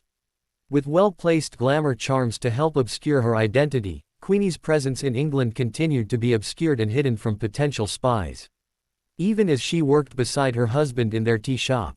Even Newt, Tina and Albus had failed to recognize her, and allies of Peverell's side in relief. Meanwhile, Hadrian, Hermione, and Millen had finally reached the capital city of Genoa, Italy, where ICW had its headquarters. In the Italian ministry offices to register their presence for the fortnight, they were very pleased to see the British Wizarding Herald making its presence known in nearly every hand, and among the 3 leading dailies displayed in the ministry atrium. It would tie nicely with their plan to flush Gellert Grindelwald out. While Hermione took Millen sightseeing around the country, Hadrian prepared for his meeting with the delegates. Hector Podmore, the British delegate to the ICW, and Harry Longbottom's third cousin had managed to squeeze him in for an hour-long meeting with the big guns. Mamalou Watorson, the Confederation Les Australasia's representative, Heinrich Eberstadt of Switzerland, Yazh. Shu of the Imperial Chinese Territories, Arnold Guzman from Makusa, Istvan Varga Nagy from Austria-Hungarian Province, Tatiana Kuznetsova, the legislation and administration head of the ICW, and Dorjan Bayarsaikin, the Mongolian wizard who had recently ascended to head of law enforcement army, after his predecessor and uncle was poisoned by agents of Grindelwald. Hadrian studied the profiles of each of the wizards in the list. Other than Mr. Watorson, and Master Joe Shu, each and every one had suffered a personal loss at the hands of Grindelwald. And the list of Grindelwald's full network souply. Ed by Dobby's network of specialized spies would help the ICW team to clean up their department and keep their plan secure. But the one who Hadrian really wanted to court and then gently replace was the Supreme Mugwump. Herr Cottesmore Croyne was already 178 years old, his mind beginning to wander more than it focused, and a bit too frail to be secure and decisive in such an important position. Hadrian did not want that additional responsibility. He had always thought it had been beyond foolish of Dumbledore to take up so many pivotal roles and let them all down in his capacity in each of them. As the headmaster, as the chief warlock, and as the head of the ICW.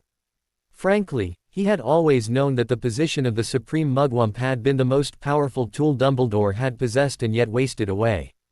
His cowardice, hesitation to be firm in his role and take his responsibilities more seriously, and his conciliatory political stance had harmed their people as badly as Grindelwald. Alden Riddle's streak of violence had done. That had been a costly error in judgment that Hadrian would not repeat.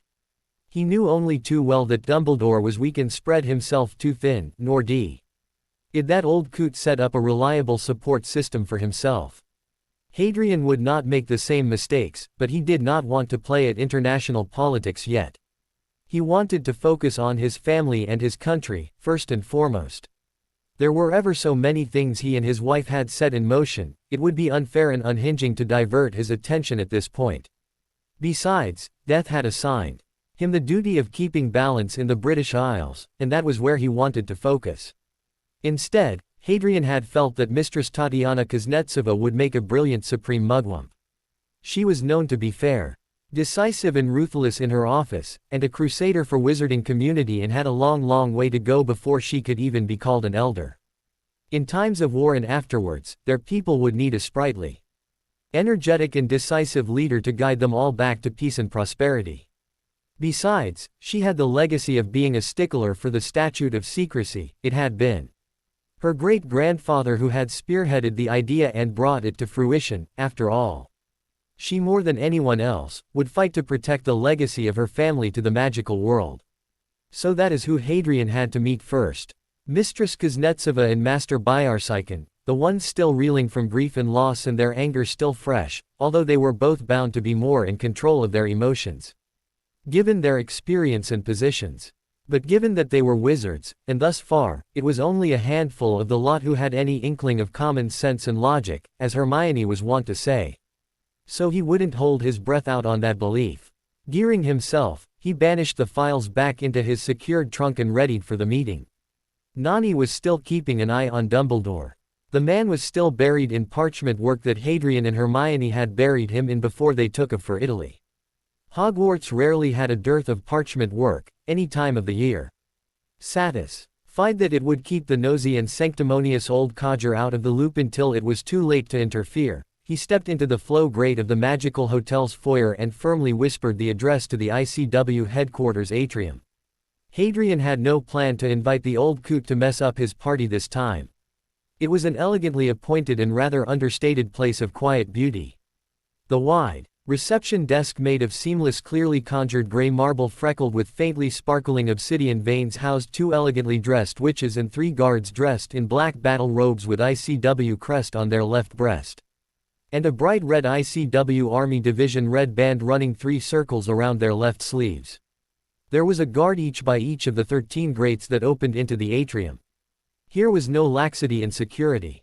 As soon as he stepped through and swept his hands to brush off the soot, he felt a magical scan run through him 3 times over, each overlapping the other 2 raw. Piddly for anyone to defend themselves or hide contraband. He considered how he would work past this primary scan, hide contraband wands and weapons inside his very skin perhaps. Shaking unsavory thoughts off, he headed out to the help desk, as it was clearly marked by sections, Suppetii, Legatee, Curia, and Tribunales. He quickly translated it to the help desk, embassy or administrative offices, the judiciary and courtroom. He headed over to the witch handling queries for the Legatee division. It was time to beard the dragon in its own den. Herr Cottesmore Croyne was already 178 years old, his mind beginning to wander more than it focused, and a bit too frail to be secure and decisive in such an important position. 5 times during their meeting, Hadrian was forced to reintroduce him to the topic at hand. It was no wonder Grindelwald and his henchmen were running roughshod all over Europe. Luckily for the ancient wizard, his secretary was an efficient and rather gruff politically brilliant young wizard and deftly kept the conversation flowing and relevant. The many false starts, though, kept him stiff and stilted until he decided to chuck it all and bring Harry Potter out to play. He quit addressing his concerns entirely to the supreme mugwump and began explaining his quandary and his plan to Eberhard. The young bureaucrat eventually openly wondered why the famous Mr. Dumbledore wasn't here and joining in this appeal. Hadrian politely but firmly pointed out that he was Lord Peverell, the one whose identity and family crest that Grindelwald had stolen and perverted. He wasn't representing England or Hogwarts or any such, but Clan Peverell and nothing more. Grindelwald had stolen his house crest, his ancestral heirloom wand and his family's rich history and made a mockery out of it all. All that he sought, he explained, was to put an end to this farce that had hunted his family to near extinction. He had family magics to help contain the war and stop the needless killing and destruction. He had the means to prevent more innocents being harmed, monuments being destroyed, their history being shredded and the international statute of secrecy being so openly mocked and derided. He had the means to put an end to it, and it's all that he wished to do, but legally and with permission from a government body he respected.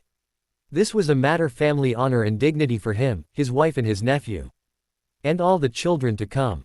What was Dumbledore's business in a family feud? He wasn't and will never be a Peverell, so it was frankly none of his business, even if Grindelwald had once been his lover. That man was too tied up in fear and bound by a blood pact he had made decades ago with Grindelwald when they were teenage lovers, but Peverell honor was never to be bound by something that trite and foolish. He explained why the old coot was lying low and how he had no intention of letting someone else fight his battles and enjoy all the glory, though. If Hadrian was petty enough to relish the shock and drama of the tidbit of gossip he gave in that chamber, he was savvy enough to not show how much he relished embarrassing the old man who had plagued him so long and through 2 lifetimes. Lord Peverell had his wish and formally presented his case against Gellert Grindelwald, on a case of blatant attempt of line theft of his family name, legacy and crest, before Herr Cottesmore Croyne, the supreme mugwump, and his secretary Leonardo Eberhard. All three of them knew that it was only a traditional formality, and normally feuds between 2 wizards or even 2 clans should normally fall under the purview of the focal governing bodies, but Grindelwald's latest ondits and exploits made it the business of ICW.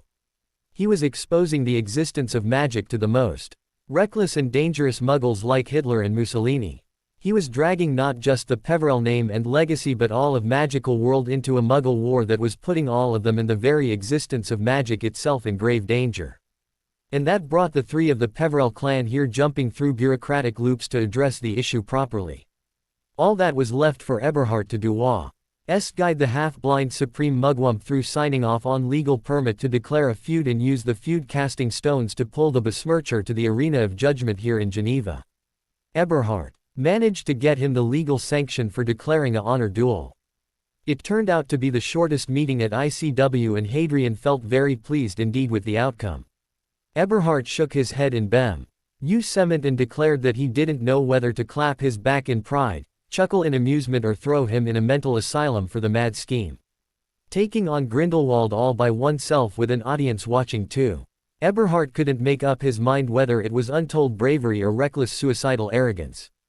While leading Hadrian off to their next meeting with the Justice Committee of the ICW, Leonardo Eberhard had only one advice to give the determined young British wizard: a sad reminder that all plans crumble at first contact with the enemy.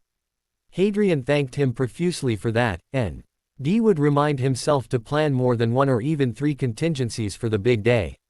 And the rest was on fate's being kind to them all. If Grindelwald couldn't be contained with this plan, then the whole world would burn in the man's unbridled ambitions.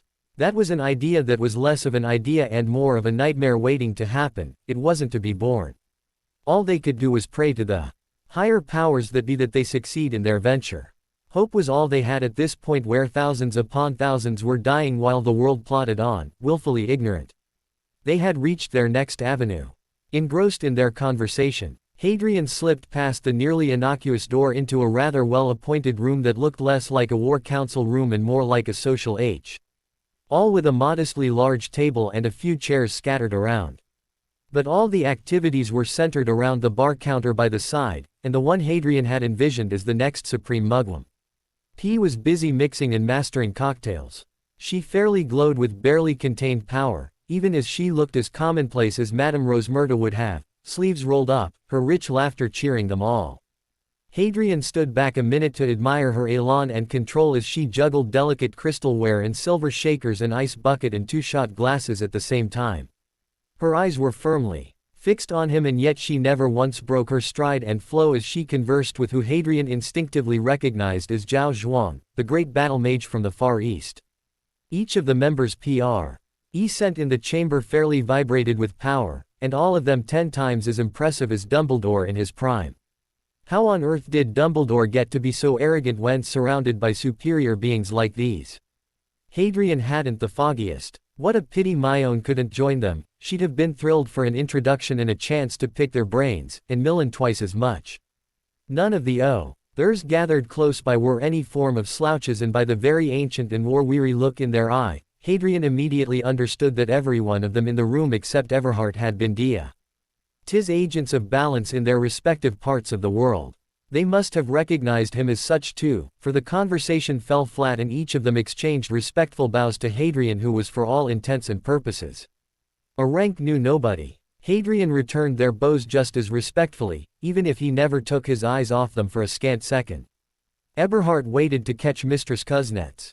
Ova's eyes and formally introduced Lord Hadrian Peverell from West Britannia and the owner of Herald, and the prospective challenger to Grindelwald. As introductions went, that felt more pompous than spectacular, and Hadrian was hard-pressed not to grimace in distaste. Hadrian was ushered into a seat at the bar while each of the others quietly excused themselves to return back from their break to tea. A meeting of nations that had been going on for a couple of days now. No sooner than they had all settled with a drink, Hadrian begged indulgence and told them to ignore all those ridiculous titles ND labels. He was a businessman from England, and here with a bone to pick with a thief who stole his family's very identity and used it to wreak havoc in the world. More than anything, Hadrian considered himself a family man. And someone had the audacity to steal from his family and was young enough to want a fight to settle the conflict. The politics of it, the drama and the international stage for it all. It was an unfortunate happenstance, something he could not back off from. Family was important to every Wizen, no matter their blood, status, nationality or gender. It was a trait of their species. Clans, families, blood, it was what drove them, it was what they all fought and lived and killed and died for. Hadrian's little speech, his growing anger at Grindelwald, and his desire to protect his family, above all else, was something they instinctively understood and related with. Both Dumbledore's and Grindelwald's loftier ideas about the greater good, and pitting races against each other. Seeking to control no mace made no sense to them. The international statute of secrecy was there for a reason. Some things were not meant to mix. Like oil and water. Listening to them voice their views. Hadrian disagreed at that point there, to everyone's shock. He reminded them that mundanes still birthed magical children, who couldn't be abandoned to their fates. Leaving mundane-born children to grow up in the mundane world was to court exposure in the worst of ways, by endangering their vulnerable young. And besides, Hadrian was of the belief that it was better to blend in like chameleons rather than be cut off from an entire ecosystem. The Nomage were marvelously inventive and creative in their attempts to achieve miracles without magic to help them along. There was ever so much to learn from the Nomage communities. But conquest and war was an utter waste of time, resources and life. Pointless. Hadrian explained how he wasn't simply shooting off idealistic concepts but talking from experience. And how he was gradually working a system back home in England where the next generation were being taught to blend in both worlds, keep their beloved traditions and magic safe and secure. And continue to prosper in magic, in knowledge, in economy as well. Naturally, he had plenty of magical photographs and sketches to show all that he had achieved. Thank God for Everhart, who brought the talk back to the more urgent issue, the duel of honor between Peverell and Grindelwald.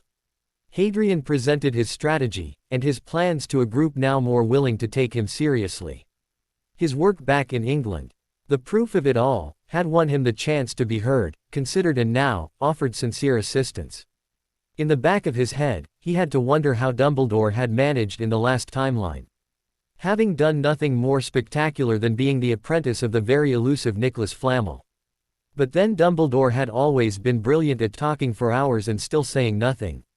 As the group talked for hours, his rather flimsy plan fledged out, details were added, loopholes and weak chinks carefully closed and ideas fine-tuned. It was beginning to look like might be able to pull it off after all. Hadrian had been banking rather heavily on the fact that Hadrian would be protected by death himself. But he was not immune to injuries or agony. It had been a few years since the last time he had actually fought with any amount of fierceness. Practice fights with the Potters, Blacks and Longbottoms were fun, but were they in the league of the likes of Grindelwald? He honestly had no idea. Grindelwald was an unknown with an aura of mystic, incredible skills and a ruthlessness Hadrian had no idea if he could ever match.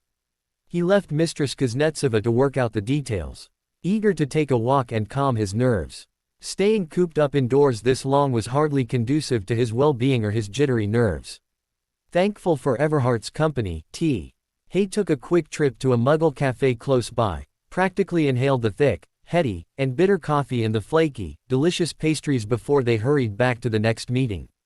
Hadrian knew he would have to get a lot more involved in the ICW, but these endless meetings and discussions were already wearing him out, and he was yet to formally join the lot. Unbidden came to mind the old Muggle saying of a committee to make an elephant, and he swallowed the nervous chuckle, following Everhart to the next chamber. They had arrived early though. Next meeting was with the ICW delegates. But Hadrian arrived early and another strategic reshuffle was happening behind sealed chambers. The majority representatives of 18 out of 21 member nations of the ICW were present and voting for the future of ICW and the progress of Grindelwald's war against everyone. As the strangely insightful Herr Croyne had remarked to no one, Hadrian wondered if he was the only one who had heard the old man speak, given how much of chaos reigned. With everyone shouting over the others in sonorous, all wanting to be heard, and no one wishing to hear the others out. Hadrian resisted the urge to rub his throbbing forehead. Determined to remain composed and poised as Hermione always insisted, rather than slouch freely and bury his head in his arms. It had been a 72-hour-long session and votes were being called when Hadrian arrived into the seats he had been ushered into. Another 4 hours passed and sometime after the first hour, Hadrian had lost track of all conversation. When a semblance of silence, order and calm resumed, startling him, he was a bit surprised to realize that Herr Croyne had been voted out of office in the closed session he had been privileged to witness, and the ancient wizard had been actually happy to be replaced with the next in line and future supreme mugwump. Mistress Kuznetsova was sworn into her new office, just as Hadrian had predicted and hoped for. Hadri, and let a small smile slip as he caught up with the events. Lost in his head, he hadn't even noticed the lady come into the chamber, or replace Herr Croyne in the high seat of the supreme mugwump already. He would have bribed that into reality had he been capable of focusing on this bedlam, but magicals were, for the first time in a long time, conscious of their fragile hold on the statute of Seker. And she was the only one determined to stand up and do something. He was glad for a chance to get up and stretch his near-frozen legs when the chamber finally opened to let the delegates out, and joined the eager crowd spilling out the doors. But Everhart beckoned him to a side. Hadrian was pleased to be invited to a working dinner in Mistress Kuznetsova's new office, and yet another closed-session meeting. Surreptitiously casting a small blood-racing charm on himself to bring his body up to speed, he followed Everhart once again. Hector Podmore, the British delegate to the ICW and Harry Longbottom's third cousin, bless his soul, had managed to squeeze him in for an hour-long meeting with the big guns whom he had briefly met in the break-time bar during the brunch break after meeting with Herr Croyne. Mamalu Watorson, the Confederation Les Australasia's representative, Heinrich Eberstadt of Switzerland, Yajou Shu of the Imperial Chinese Territories, Arnold Guzman from Makusa, is. Tavan Varga Nagy from Austro-Hungarian province, Tatiana Kuznetsova the legislation and administration head of the ICW and Dorjan Bayarsykin the Mongolian wizard who had recently ascended to head of law enforcement army. After his predecessor and uncle was poisoned by agents of Grindelwald, Hadrian had already studied the profiles of each of the wizards in the list. Other than Mr. Watorson and Master Zhou Shu, each and every one had suffered a personal loss at the hands of Grindelwald. And the list of Grindelwald's full network supplied by Dobby's network of specialized spies would help the ICW team to clean up their department and keep their plan secure. But the one who Hadrian really wanted to court and then gently influence was the new Supreme Mugwump. Thankfully, she seemed to share his ideals and beliefs and Hadrian was really surprised and pleased to learn, she had also been avidly following the Herald ever since it came out. Naturally, he credited his amazing Lady Hermione for all of his better ideas and their success. Joshu, Varga, and Nagy joined Hadrian and Mistress Kuznetsova in mapping out a plan to root out the last revenants and acolytes. Hadrian proposed an idea that created pandemonium in the conference room initially, but Hadrian managed to talk them round to his side, and they grudgingly approved. Then began the long process of vetting the existing team for moles, informants, doubters and weak links. The next 3 days, Hadrian knew, would go in hectic preparations, and instead of running himself ragged with training, Hadrian decided to let the experts do their job while he preferred to spend his days in meditation, training and even a few rituals Death had mentioned but he never felt the need for, until now, to boost his core and stamina, and then spend the evenings with his family. All his focus was centered on letting his core breathe, his thoughts center and settle, and mentally prepare to take a life. It would always be the hardest thing he had been marked to do. By now he was coming to realize how hard it was to even contemplate taking a life, even if it was as evil and dangerous to the world as Grindelwald clearly was. Thank Mordred for his family. Millen and Myone were full of interesting anecdotes about their exploration adventures and all the wonderful things they had learned, seen, tasted, heard and seen. Looking at a very animated Millen waving his hands about in sheer excitement as he talked of the Oracle of Delphi, who actually disappointed him by telling him his only destiny now was to live well and be kind, Millen owned that he was now bound to live a boring life. Hadrian laughed at his very put-out face, pouting most adorably. Inwardly, he was thankful that Millen would not have a prophecy hanging around his head, ruining his life. Prophecies were utter shite things to happen to a person, in Hadrian's personal opinion. That's it for today, I will stop here. I hope you all enjoyed this video. If you please, consider subscribe and make sure to hit that like button, share with your friends and don't forget to check out my Patreon. Details in description.